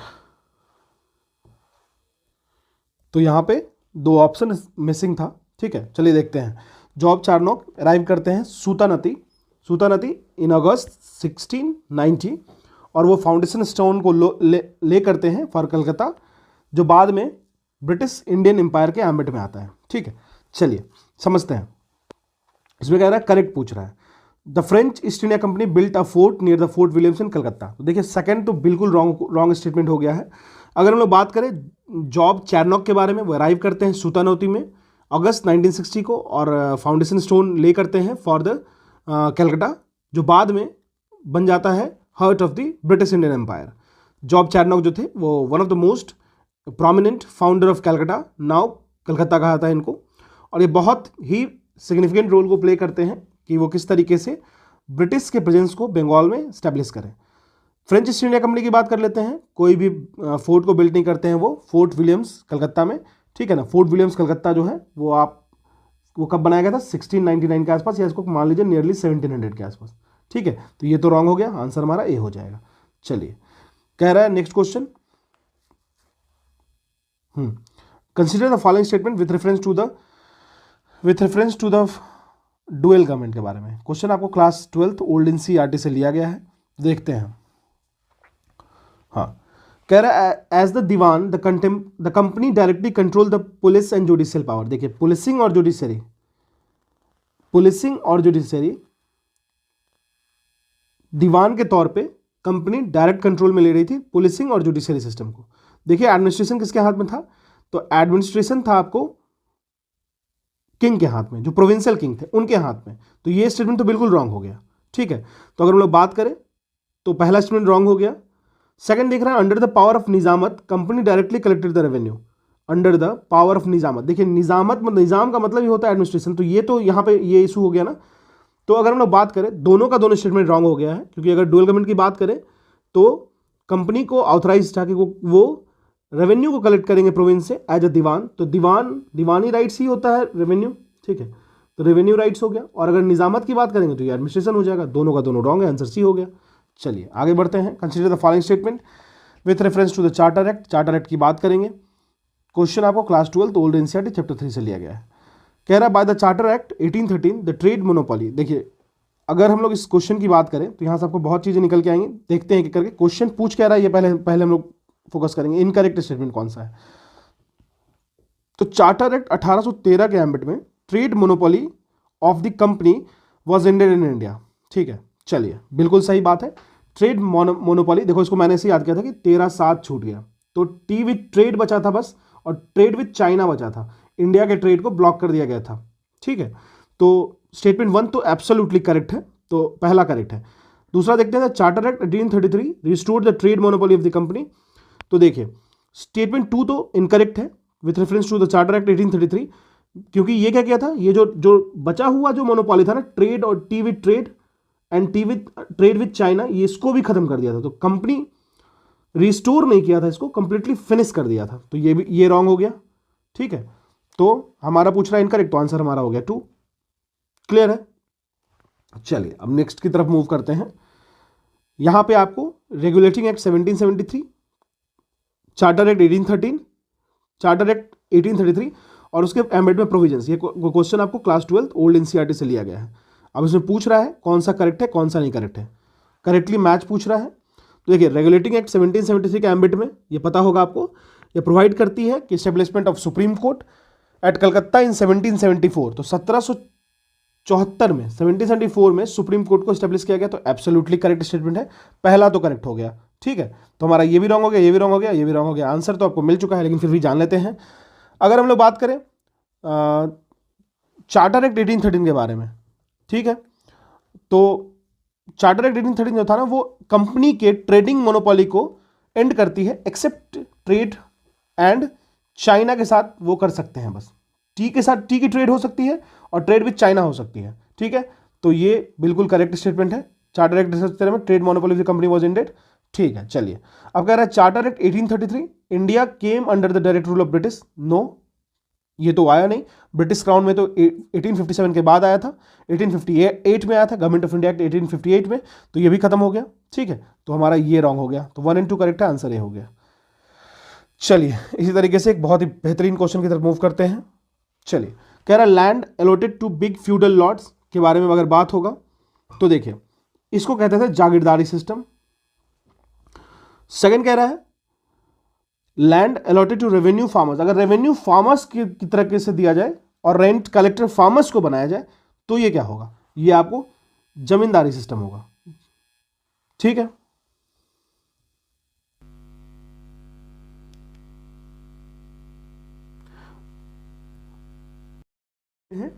तो वैसे भी रेवेन्यू फार्मर्स की जब बात हो, रेवेन्यू फार्मर्स की जब बात होगी तो आप समझ लेना जमींदारी सिस्टम की बात हो रही है। वैसे फार्मर्स जो रेवेन्यू कलेक्शन करते हैं, land allotted to each peasant with the right to sublet, right to sublet, mortgage, gift और सेल। ठीक है ना, तो देखिए पीजेंट्स की बात करेंगे तो पीजेंट्स को कहते हैं रैयत, रैयत। ठीक है, तो ये रैयत तो रैयतवारी सिस्टम से इंट्रोड्यूस हो जाएगा। और फिर अगर महल्स की बात करेंगे तो जो इच महल्स होते थे वो कंप्राइज करते थे एक या एक से ज़्यादा विलेज, तो ये महलवारी सिस्टम था। आप मुझे कमेंट सेक्शन में बताना कि ये जो सेगमेंट है महलवारी सिस्टम पहले कहाँ पे लगाया गया था, फिर रैयतवारी सिस्टम कहाँ कहाँ लगाया गया था इंडिया के पार्ट में। तो ए का हो गया 2, बी का 1, सी का 3, डी का 4। ठीक है, चलिए तो आंसर हमारा हो गया सी। नेक्स्ट क्वेश्चन कह रहा है which one of the following statement is correct about evolution of civil services in India. Civil services को ब्रिटिश एडमिनिस्ट्रेशन अपनी फ्रेम मानते थे, स्टील फ्रेम, मतलब अगर सिविल सर्विसेज ना हो तो फिर ब्रिटिश एडमिनिस्ट्रेशन चल नहीं पाएगी। तो ये तो स्टेटमेंट बिल्कुल करेक्ट है, एब्सोल्युटली करेक्ट। सेकंड कह रहा है लॉर्ड कॉर्नवालिस जो थे वो रियल फाउंडर थे British civil services in India की। बिल्कुल, लॉर्ड जो कॉर्नवालिस हैं उनको कहा आता है father of Indian civil services, तो ये स्टेटमेंट बिल्कुल करेक्ट है। सी कह रहा है Indians were given equal opportunities in the civil services. देखो इक्वल अपॉर्चुनिटीज तो किसी भी एंगल से नहीं मिलता था, मतलब आप 28 साल के अंदर अंदर आपको एग्जाम देना है, या फिर मान लो 23 साल एक्सटेंड हो गया बहुत सारे ऑब्लिगेशंस के बाद। लेकिन ये एग्जाम का सेंटर कहाँ पड़ता था लंदन में। आप मुझे बताओ कितने सारे इंडियन थे जो लंदन एफर्ट कर सकते थे। चलो चले भी गए तो बहुत सारे क्वेश्चंस को इस तरीके से डेलिब्रेट सेट किया जाता था, इस तरीके से माउल्ट किया जाता था कि वो सारे क्वेश्चंस आपको ब्रिटिश रेजिडेंट्स के फेवर में होंगे। ठीक है, तो इंडिया के लिए डिफिकल्ट होगा ही। तो ए और बी करेक्ट है, सी रॉन्ग है, आंसर हमारा डी हो गया। अब देखिए कह रहा है during India's colonial period the theory of downward filtration was related to। Downward filtration यही मतलब है कि मान लो कि देखो ये वैसे तो रिलेटेड है एजुकेशन से, ये समझ लो पहले, एजुकेशन से रिलेटेड है। मतलब क्या कहता है ना कि आप पहले ना एलीट लोगों को, जो पढ़े लिखे समझदार वर्ग है इंडिया में, उनको एडुकेट करो, उनको हायर करो, उनसे जॉब लो, और जो ब्रिटिश रेसिडेंट्स होंगे मतलब उनको इनसे मदद मिलेगी। ठीक है, तो ये बात ध्यान रखना, उनको इनसे मदद मिलेगी। तो जो एलीट लोग होंगे वो पढ़े लिखे होंगे, उनको पढ़ाएंगे और अच्छे से ट्रेन करेंगे, इंग्लिश सिखाएंगे, मॉडर्न एजुकेशन सिखाएंगे, और ये लोग क्या करेंगे, डिफरेंट मासेस को ये इंफॉर्मेशन पहुंचाएंगे। ठीक है, मतलब आप ये जो सीखेंगे ये दूसरे को सिखाएंगे, तो ये डाउनवर्ड फिल्ट्रेशन हो गया। ठीक है, तो बेसिकली अगर हम लोग बात करें तो एजुकेशन से रिलेटेड है। ये प्रोपाउंड किया गया था लॉर्ड मैकॉले के द्वारा। लॉर्ड मैकॉले जो ये मानते थे कि कंपनी का मेन पर्पस है कि वो एजुकेट करेंगे एलीट ग्रुप को इंडियन पॉपुलेशन के बीच में से, और बाद में क्या होगा, जो भी रिस्पॉन्सिबिलिटी लेंगे ये लोग, और बाद में मॉडर्न इंग्लिश एजुकेशन को ये लोग मासेस में स्प्रे करेंगे। ठीक है, चलिए अब हम लोग बात करते हैं which of the following are correctly match. Tomato oxalic acid, nettle sting methanoic acid, bee sting carboxylic acid, vinegar acetic acid. सबसे पहले हम कुछ एसिड के बारे में जान लेते हैं। अगर आपसे बात करें साइट्रिक एसिड के बारे में, तो साइट्रस फ्रूट्स में प्रेजेंट होते हैं, जैसे लेमन्स, लाइम, ऑरेंजेस, ये सब। मैलिक एसिड की बात कर ले, मैलिक, ये काफ़ी इंपॉर्टेंट पॉइंट है। मैलिक एसिड ये आपको एप्पल्स में काफ़ी हाई मात्रा में होती हैं। अब देखो हम लोग आते हैं अपने क्वेश्चन पे, ऑक्सैलिक एसिड की बात करेंगे। तो जब आप ऑक्सैलिक एसिड की बात करोगे ना, तो ये आपको ग्रीन लीफी वेजिटेबल्स, बीट्स में और टोमेटो में इसमें पाए जाते हैं। ठीक है, तो पहला तो हमारा करेक्ट हो गया, फर्स्ट करेक्ट हो गया। चलिए अब बात करते हैं नेटेस्टिंग की। तो देखिए सबसे पहले जान लीजिए कि जो एसिटिक एसिड है वो विनेगर में पाया जाता है। ठीक है ना, एसिटिक एसिड विनेगर, जो करेक्ट है उसको छांट लेते हैं पहले। बी स्ट्रिंग में अगर बात करें तो बी स्ट्रिंग दे रखा है कार्बोक्सिलिक एसिड, जो कि रॉन्ग स्टेटमेंट है। बी स्ट्रिंग की बात करें तो फॉर्मिक एसिड आप सुने होंगे, जो एंट में भी होता है, फॉर्मिक एसिड। ठीक है, तो ये तो बिल्कुल गलत है। अगर हम लोग कार्बोक्सिलिक एसिड की बात करें तो इसको हम लोग साबुन बनाने में, क्योंकि इसमें हाई फैटी एसिड होती है ये। ठीक है, तो फॉर्मिक एसिड होता है बी स्ट्रिंग में, तो ये तो रॉन्ग हो गया हमारा। खोजना है हमें करेक्ट आंसर, तीसरा रॉन्ग है, तो तीसरा ये स्टेटमेंट कट गया और ये भी कट गया। ठीक है, अब देखिए विनेगर में एसिटिक एसिड होता है। ठीक है, टार्टरिक कहाँ कहाँ पाया था, टार्टरिक की बात कर लेते हैं, ग्रेप्स में, टेमरिन में, एप्पल्स में, एप्रिकॉट्स में, बनानास में। क्लियर है, तो हमारा 1 करेक्ट है, 2 करेक्ट है एंड 4 करेक्ट है। ठीक है, 1, 2 एंड 4 आंसर हमारा सी हो गया। कह रहा with reference to pH value consider the following statement. PH की बात करें तो एक स्केल है, लॉगरिथमिक स्केल है। ठीक है, 0 फॉर न्यूट्रल, इस साइड आ जाओ। ठीक है, तो अगर हम लोग बात करेंगे मान लो 7 फॉर न्यूट्रल। ठीक है, 0 न्यूट्रल नहीं होता, ये 0 हो गया, ये 14 हो गया। ठीक है, 7 से इस तरफ जाओगे तो ये बेसिक कैरेक्टर शो करेगा, ये जो होता है हाईली बेसिक हो गया, और इस तरफ मूव करेंगे तो एसिडिक होता है, कॉन्सेंट्रेटेड एसिड हो जाता है। ठीक है, ये जो होता है न्यूट्रल होता है। अब कह रहा है क्वेश्चन में कह रहा है कि जैसे जैसे आप हाइड्रोनियम आयन कंसंट्रेशन को बढ़ाओगे तो पीएच वैल्यू कम हो जाएगी। हाइड्रोनियम आयन कंसंट्रेशन को बढ़ाओगे तो पीएच वैल्यू कम हो जाती है। ठीक है, तो हम लोग समझते हैं। देखो हाइड्रोनियम आयन जो है ना वो आपको कैटायन है, हाइड्रोनियम आयन H3O+, ये एक कैटायन होता है। अगर इसकी हम लोग वाटर में इसको मर्ज करेंगे ना, तो अगर हाइड्रोजन आयन प्रेजेंट है वाटर में तो ये क्या करेगा, अगर हाइड्रोनियम कंसंट्रेशन इंक्रीज हो जाता है पानी में तो पीएच क्या होगा, H+ रिलीज होगा, तो पीएच डिक्रीज होता है, तो पीएच H+ का रिलीज होता है, उसमें H+ रिलीज होगा, मतलब ये एसिडिक कैरेक्टर को और बढ़ा देगा। एसिडिक कैरेक्टर का मतलब क्या होता है, 7 से नीचे, मतलब पीएच वैल्यू घटेगी, तो बिल्कुल करेक्ट स्टेटमेंट है। ठीक है, अब इनकरेक्ट स्टेटमेंट खोजने बोला है तो पहला तो होगा नहीं। Our body works within the pH range of 6.8 to 7.0, 6.8 से 7.0 हमारी बॉडी काम करती है पीएच के लिए। तो अगर पीएच की बात कर ले तो हमारी बॉडी आपको 6.8 से 7.0 काम नहीं करती है, ये बात आपको ध्यान रखना होगा। पीएच ऑफ द बॉडी है 7 से लेके 7.8, 7 से 7.8 के रेंज में फॉल करती है pH of the body. PH of rain water की बात कर लेते हैं, अगर कुछ एक्स्ट्रा इन्फॉर्मेशन जानना है तो। रेन वाटर की पीएच अगर हम लोग बात करेंगे ना तो ये लेस देन 5.6 आपको दिखेगी। एक इंटरेस्टिंग फैक्ट मैं आपको बताता हूँ, जो टूथ डिके होता है, दांत जो खराब हो जाते हैं हमारे माउथ में, वो बेसिकली उनका पीएच ना 5.5 से लोअर हो जाता है, मतलब एसिड रेन से भी लोअर हो गया एसिडिक कैरेक्टर, तब हमारा दांत सड़ना शुरू होता है। समझ रहे हो आप? तो आप इस बात का ध्यान रखना, ठीक है। चलिए अब कह रहा है which of the following is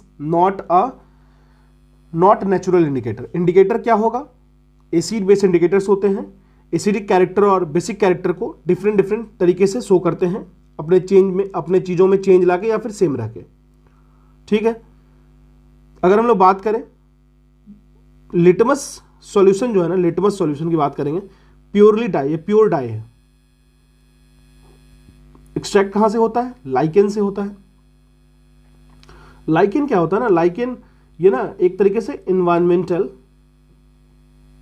pollution indicator होता है। मतलब क्या हुआ, कहीं पे पॉल्यूशन ज्यादा है ना तो लाइकेन एग्जिस्ट नहीं करेगा ढंग से। और लाइकेन क्या है? अलगी और फंगाई का सिम्बोइज्म है, आपस में मिल बांट के रहते हैं। अलगी देती है फूड, फंगाई देती है होम, ठीक है। ये बेसिक चीजें थी इसलिए जल्दी जल्दी बता दिया आपको, ठीक है। तो लिटमस क्या है? सॉल्यूशन है जो प्योर डाई है, एक्सट्रैक्ट होता है आपको लाइकेन से, जो कॉमनली यूज किया जाता है इंडिकेटर की तरह। लिटमस सॉल्यूशन जो होता है वो नीदर एसिडिक होता है नॉर बेसिक होगा, ठीक है। तो जब भी वो नॉर्मल फॉर्म में होगा तो वो पर्पल होगा, तो वो एक नेचुरल इंडिकेटर है। तो पहला तो करेक्ट हो गया। अब देखिए, एक तो आपको पेटूनिया जानते हैं, ठीक है। बहुत सारे ऐसे नेचुरल मटेरियल्स हैं, जैसे रेड कैबेज हो गया, लिव्स हो गया, टर्मरिक हो गया, कलर्ड पेटल्स हो गए, मतलब जो फूल के पत्ते होते हैं, फूल के छिलके। कुछ फ्लावर्स ऐसे जैसे हाइड्रेजिनिया, पेटूनिया और जेरेनियम, ये सारे ना नेचुरल आपको इंडिकेटर हैं, तो ये भी करेक्ट है, ठीक है। मिथाइल ऑरेंज और फेनफ्थेलिन की बात कर ले, मिथाइल ऑरेंज और फेनफ्थेलिन की, तो ये दोनों आपको सिंथेटिक इंडिकेटर हैं जो कि लैब मेड हो, मैन मेड हो, ठीक है। तो हमारा सिर्फ 1 और 4 होगा, वो नेचुरल होंगे। चलिए अब कह रहा है to dilute sulphuric acid, acid is added to water not water to acid. जैसे मान लो आपके पास ये बीकर है ना, तो आप क्या करोगे, जब भी आपको सल्फ्यूरिक एसिड को डाइल्यूट करना है, मतलब उसके कंसंट्रेशन को सॉल्वेंट ज्यादा मिक्स करना है, ठीक है, तो आप ना एसिड को मिलाओगे पानी में, मतलब पानी पहले रहेगा फिर आप उसमें एसिड लाके मिलाओगे। अगर इसका रिवर्स कर देंगे ना, जैसे मान लो एसिड इसमें है और पानी बाद में लाके डाल रहे हैं, तो इसमें बहुत ज़्यादा फायर हो जाएगा या फिर ये बहुत ज़्यादा फ्लेमेबल हो जाएगा और हाथ वाथ जल जाएगा आपको, ठीक है। ऐसा क्यों होता है? क्योंकि वाटर की जो है ना हीट कैपेसिटी बहुत अच्छी है, मतलब उसकी हाइयर स्पेसिफिक हीट कैपेसिटी है। इसका कहने का मतलब हुआ कि जो वेसल होगा ना वाटर का, वो कोल्ड वाटर होता है, मतलब कोल्ड होता है, और वो हीट को एब्जॉर्ब करेगा एसिड से ज़्यादा, मतलब जो एसिड करेगा ना उसकी हीट को एब्जॉर्ब, वो उससे ज़्यादा भी वाटर कर लेगा। तो अगर हम लोग वाटर को ऐड करते हैं एसिड में, तो सडनली ज़्यादा हीट जनरेट होगा और सॉल्यूशन क्या होगा, बॉयल भी कर जाएगा, बहुत वायलेंट हो जाएगा। स्प्लैश किया तो हमारा हाथ भी जल जाएगा। तो बेसिकली यही एक रीज़न है, एसिड जो होता है वो ऐड किया था वाटर में to dilute any highly concentrated acid like H2SO4 that sulphuric acid. तो ये तो बिल्कुल करेक्ट स्टेटमेंट है। सेकंड कह रहा है specific heat of water is very high, यही तो एक रीज़न है, मैंने आपको अभी एक्सप्लेन किया, तो हमारा आंसर ए हो जाएगा। नाउ गोल्डस्मिथ यूजेज एक्वा रेगिया, जो कि प्रिपेयर किया किससे किया जाता है? एक्वा रेगिया को प्रिपेयर करते हैं हम लोग किससे? सीधी सी बात है, नाइट्रिक एसिड और हाइड्रोक्लोरिक एसिड का ये एक कॉम्बिनेशन होता है। एक्वा रेगिया एक एसिडिक, कोरोसिव और ऑक्सीडेटिव मिक्सचर होता है। 3 पार्ट कॉन्सेंट्रेटेड हाइड्रोक्लोरिक एसिड, मतलब HCl is to HNO3, अगर हम लोग लेते हैं HNO3 that is nitric acid, तो 3 पार्ट HCl का लो, 1 पार्ट इसका लो, ठीक है। 3:1 के रेशियो में जब इसको मिक्स करेंगे तो ये जो सॉल्यूशन बनता है ना, वही होता है एक्वा रेगिया, ठीक है। नाम बहुत अच्छा है, एक्वा रेगिया। अब इसको एक्वा रेगिया कहते हैं because it is one of the few acid mixtures जो कि डिसॉल्व करता है नोबल मेटल्स को, नोबल मेटल्स को, जैसे गोल्ड हो गया, Au, प्लेटिनम हो गया Pt और पैलेडियम हो गया Pd। ठीक है, चलिए अब कह रहा है anhydrous sodium carbonate is commonly known as baking soda. ठीक है, baking soda is use as a fire extinguisher. ठीक है, चलिए और थर्ड कह रहा है bleaching powder are produced in Hasenclever plant. चलिए सोडियम बाइकार्बोनेट, सोडियम बाइकार्बोनेट की बात करें, कार्बोनेट की बात हो रही है। सोडियम बाइकार्बोनेट क्या होता है? NaHCO3।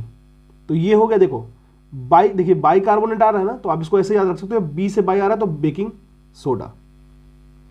ये यूज कहां पे होता है? ये होता है यूज बेकरी में, फ्लफी बनाने हो बिस्किट्स को। जबकि anhydrous sodium carbonate, anhydrous sodium carbonate का क्या मतलब हुआ? Na2CO3। ये हुआ आपको वॉशिंग सोडा, वॉशिंग सोडा। ठीक है, वॉशिंग सोडा हुआ है, इसको यूज करते हैं लोग डिटर्जेंट में।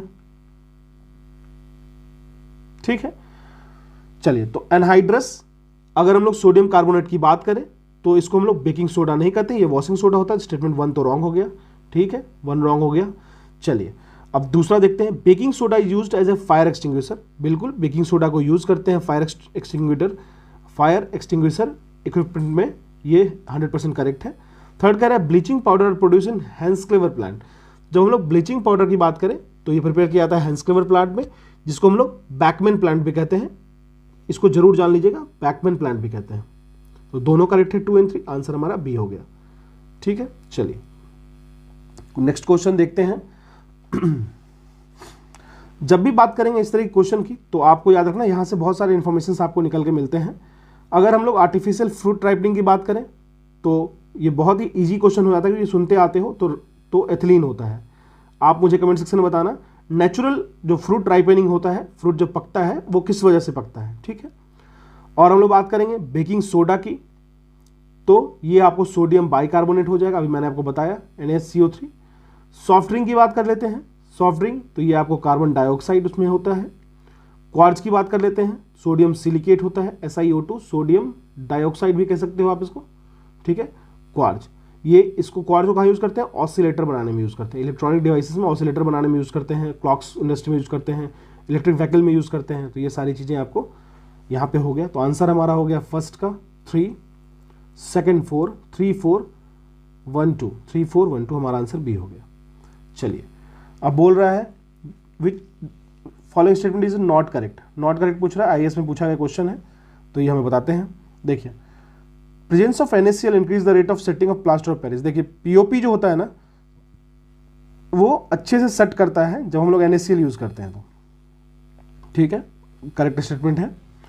जिप्सम जो है वो ऐड किया जाता है सीमेंट में कि वो स्लो कर दे रेट ऑफ सेटिंग्स को। सेटिंग्स कहने का मतलब, देखो जब भी आप सीमेंट डालोगे ना, तो वो ना हम लोग कोशिश करते हैं कि वो धीरे धीरे सेट करें, मतलब धीरे धीरे सूखे, धीरे धीरे ठोस हो।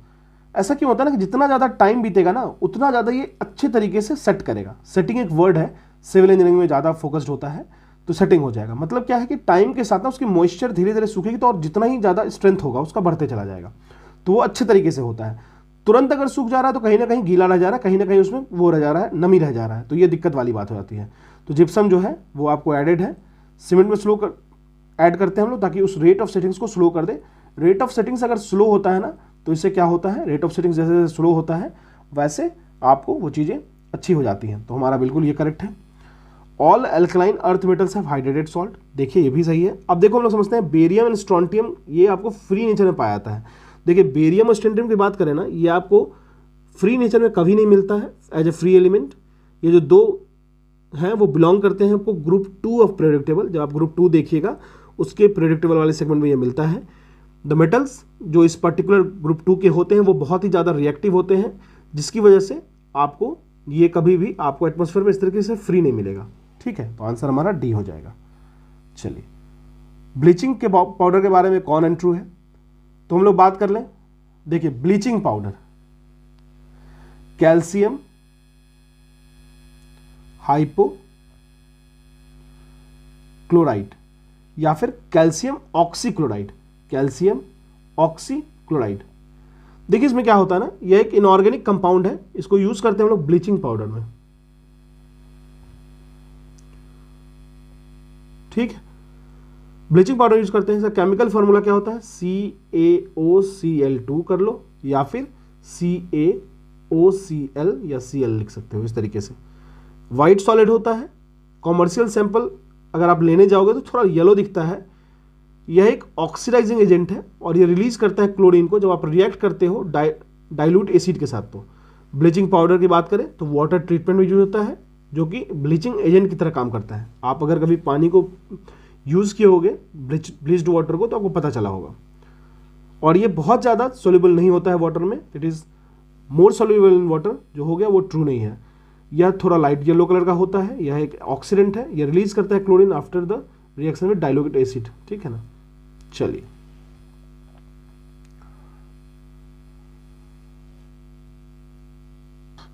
अब ये क्वेश्चन है आयनिक कॉम्पोजिशन पे है, IAS प्रीलिम्स 2003 में पूछा गया है। कह रहा है with respect to the ionic compounds consider the following statements. Ionic compounds are insoluble in alcohol, तो ये अल्कोहल में सॉल्युबल नहीं होते हैं।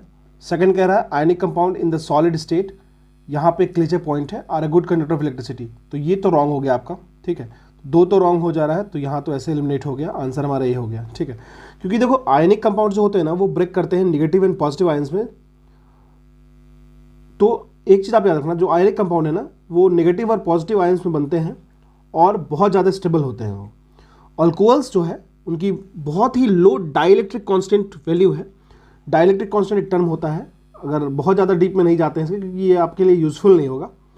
डाइलेक्ट्रिक कांस्टेंट, देखो डाइलेक्ट्रिक एक ऐसा चीज़ होता है ना जिसमें जो जैसे इंसुलेटर की तरह बिहेव करता है, लेकिन उसमें क्या होता है, मान लो ये एक आपको डाइलेक्ट्रिक सीट है, स्लैब है, तो उसमें क्या होता है ना, उसमें चार्ज स्टोर तो होगा, स्टोर नहीं होगा, लेकिन चार्ज उसके सरफेस पे एक्यूमुलेटेड होगा, लेकिन ट्रांसफर नहीं होगा इधर से उधर।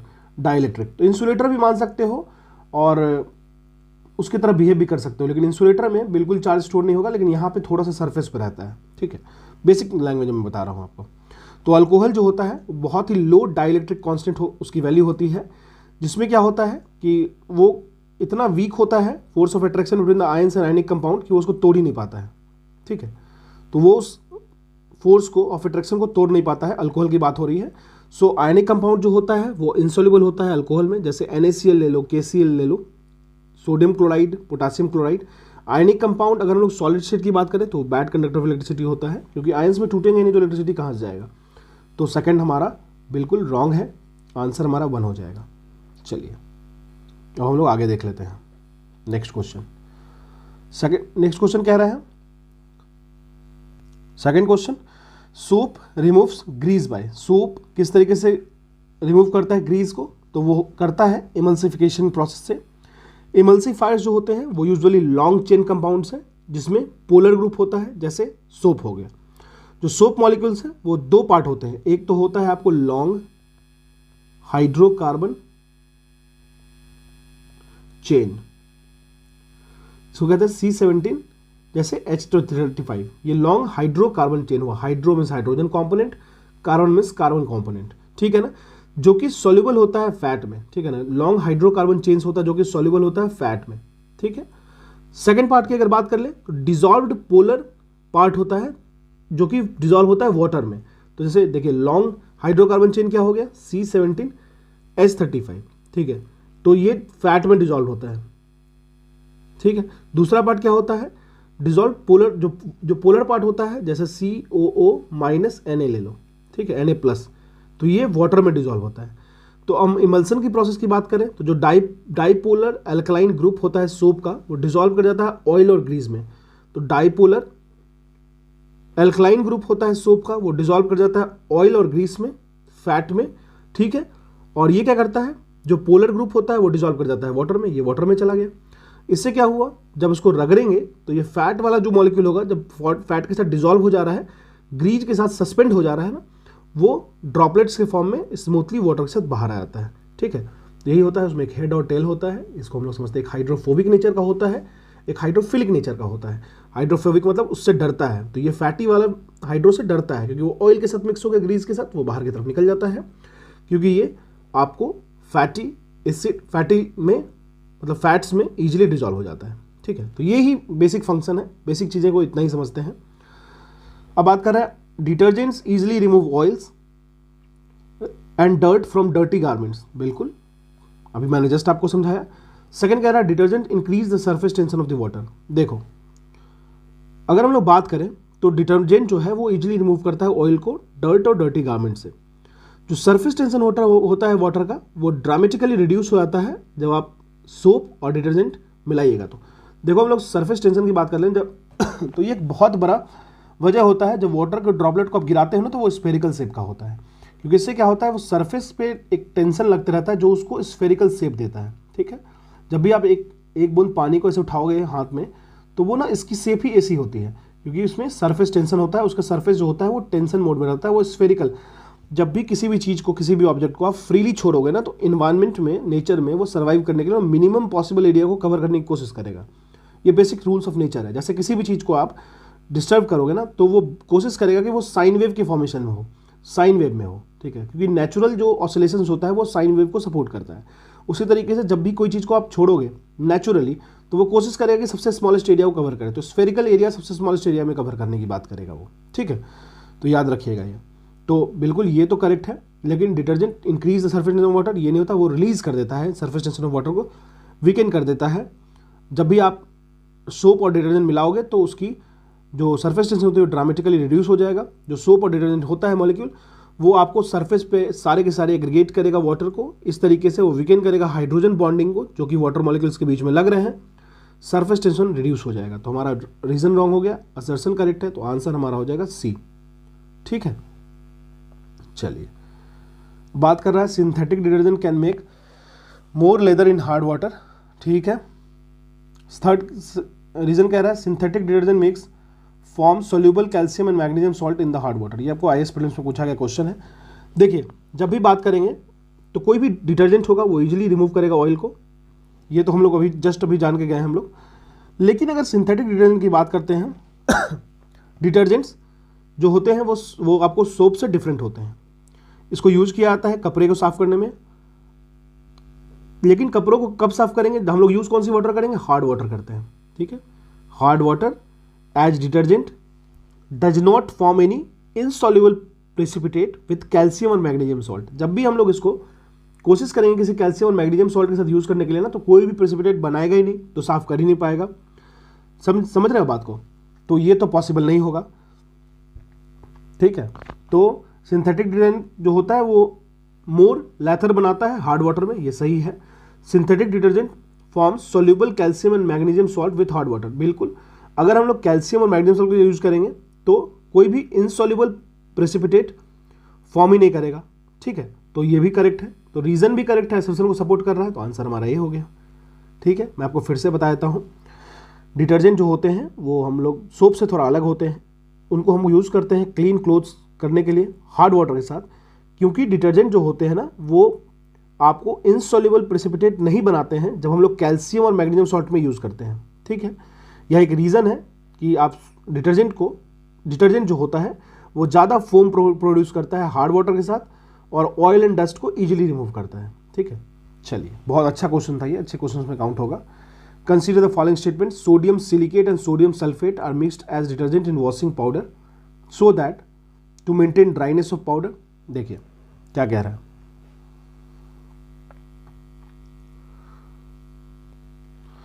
तो कह रहा है कि सोडियम सिलिकेट और सोडियम सल्फेट ये दो होते हैं वो mixed as detergent in washing powder, क्योंकि हम लोग ड्राइनेस ऑफ द पाउडर को मेंटेन करना चाहते हैं, साथ में ही बेसिसिटी ऑफ पाउडर भी मेंटेन करना चाहते हैं। देखो जब भी आप सोडियम सल्फेट यूज करोगे वॉशिंग पाउडर में तो ये बेसिसिटी ऑफ द पाउडर को इंक्रीज कर देगा। सोडियम सल्फेट क्या करेगा, बेसिसिटी को इंक्रीज कर देगा।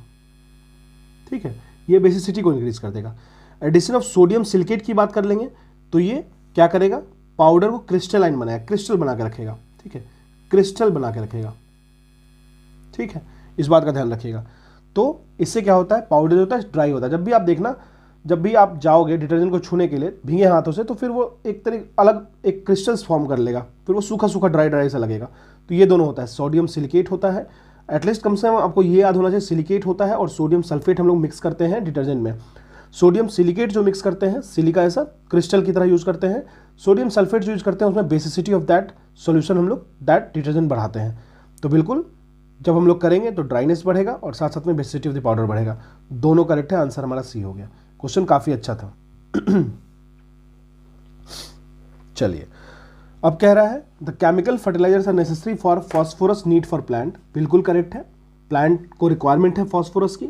अब कह रहा है 1 metric ton of organic manure can barely supply 2 और 3 kg ऑफ फॉस्फोरस। ये भी बिल्कुल करेक्ट स्टेटमेंट है। देखो, फर्टिलाइजर की बात कर लेते हैं। एक सब्सटेंस होता है जो कि सॉइल में डालते हैं हम लोग ताकि हम लोग इंप्रूव कर सके प्लांट की ग्रोथ और यील्ड को।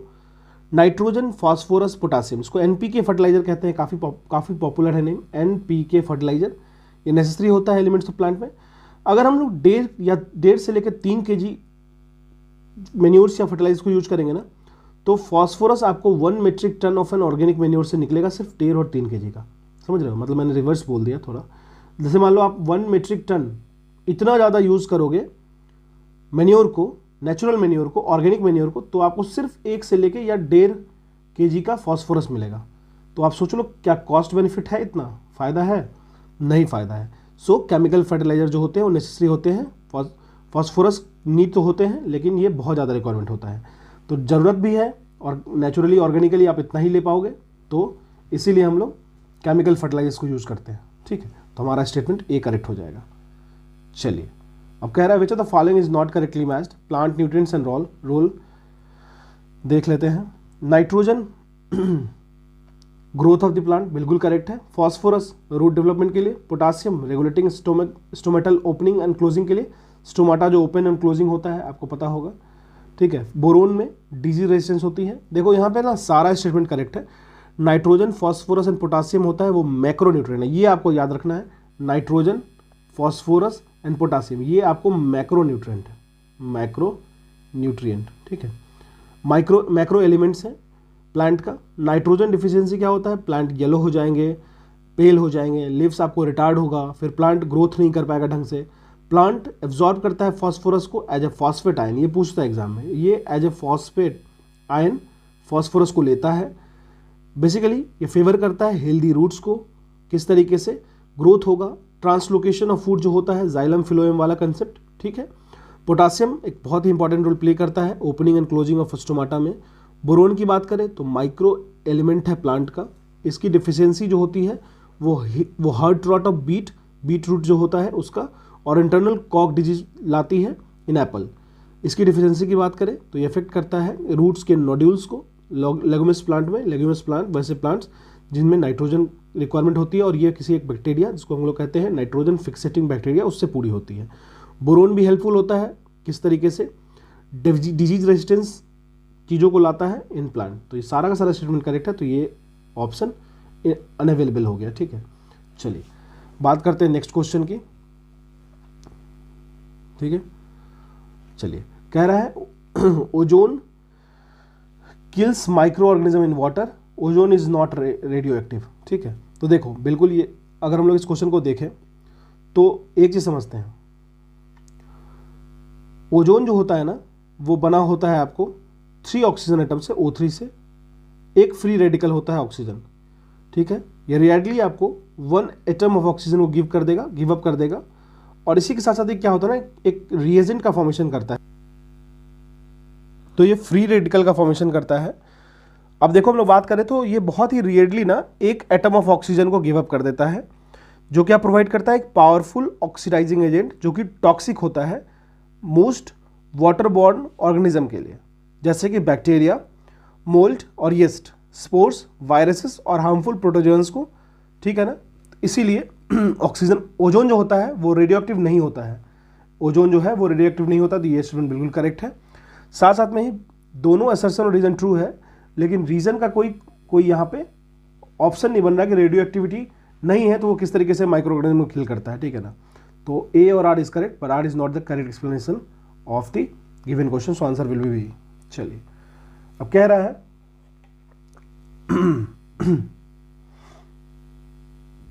इन the ordinary fire extinguisher carbon dioxide is generated by the reaction of किसके थ्रू।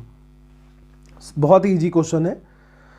जब हम लोग ऑर्डिनरी फायर एक्सटिंग्विशर की बात करेंगे, कार्बन डाइऑक्साइड जनरेट होता है, रिएक्शन होता है सोडियम बाइकार्बोनेट का, NaHCO3 plus sulphuric acid H2SO4, ठीक है। तो ये बनाएगा आपको Na2SO4 plus H2O plus CO2, ठीक है। तो ये फॉर्मेशन होता है बेसिकली।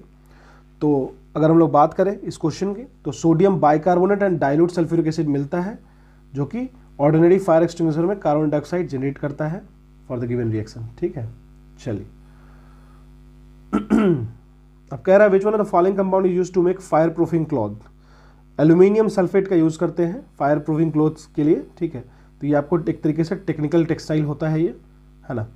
चलिए पैराथेलोडीन एक तरीके का कॉमन क्या है, एक नेचुरल बॉटनिकल इंसेक्टिसाइड है, ठीक है। तो याद रखिएगा नेचुरल बॉटनिकल इंसेक्टिसाइड है, ठीक है। पैराथेलोडीन की बात कर लेते हैं। तो ये नेचुरल बॉटनिकल इंसेक्टिसाइड है और ये इसके पास कैपेसिटी है इंसेक्टिसाइडल एक्टिविटी के लिए बेसिकली। तो यहाँ पे मॉस्किटो रेपेलेंट की तरह यूज होता है ये। तो this is all about today's class. अगर आपको ये क्लास अच्छा लगा हो तो ये आप इसको स्प्रे कर सकते हो, अपने दोस्तों को बता सकते हो, ठीक है। और साथ साथ में आप कंसिस्टेंट रहो, इस चीज़ों से बहुत चीज़ सीखेंगे। ये हमारा लास्ट डेमो होगा, इसके बाद हम लोग डेमो प्रोवाइड नहीं करेंगे, ये डायरेक्टली आपको पेड ग्रुप में ही मिलेगा, जो कि मिल रहा है आपको टेलीग्राम चैनल पे। तो अगर आपको जुड़ना है तो you can message us on Telegram ISP Simplified, ठीक है।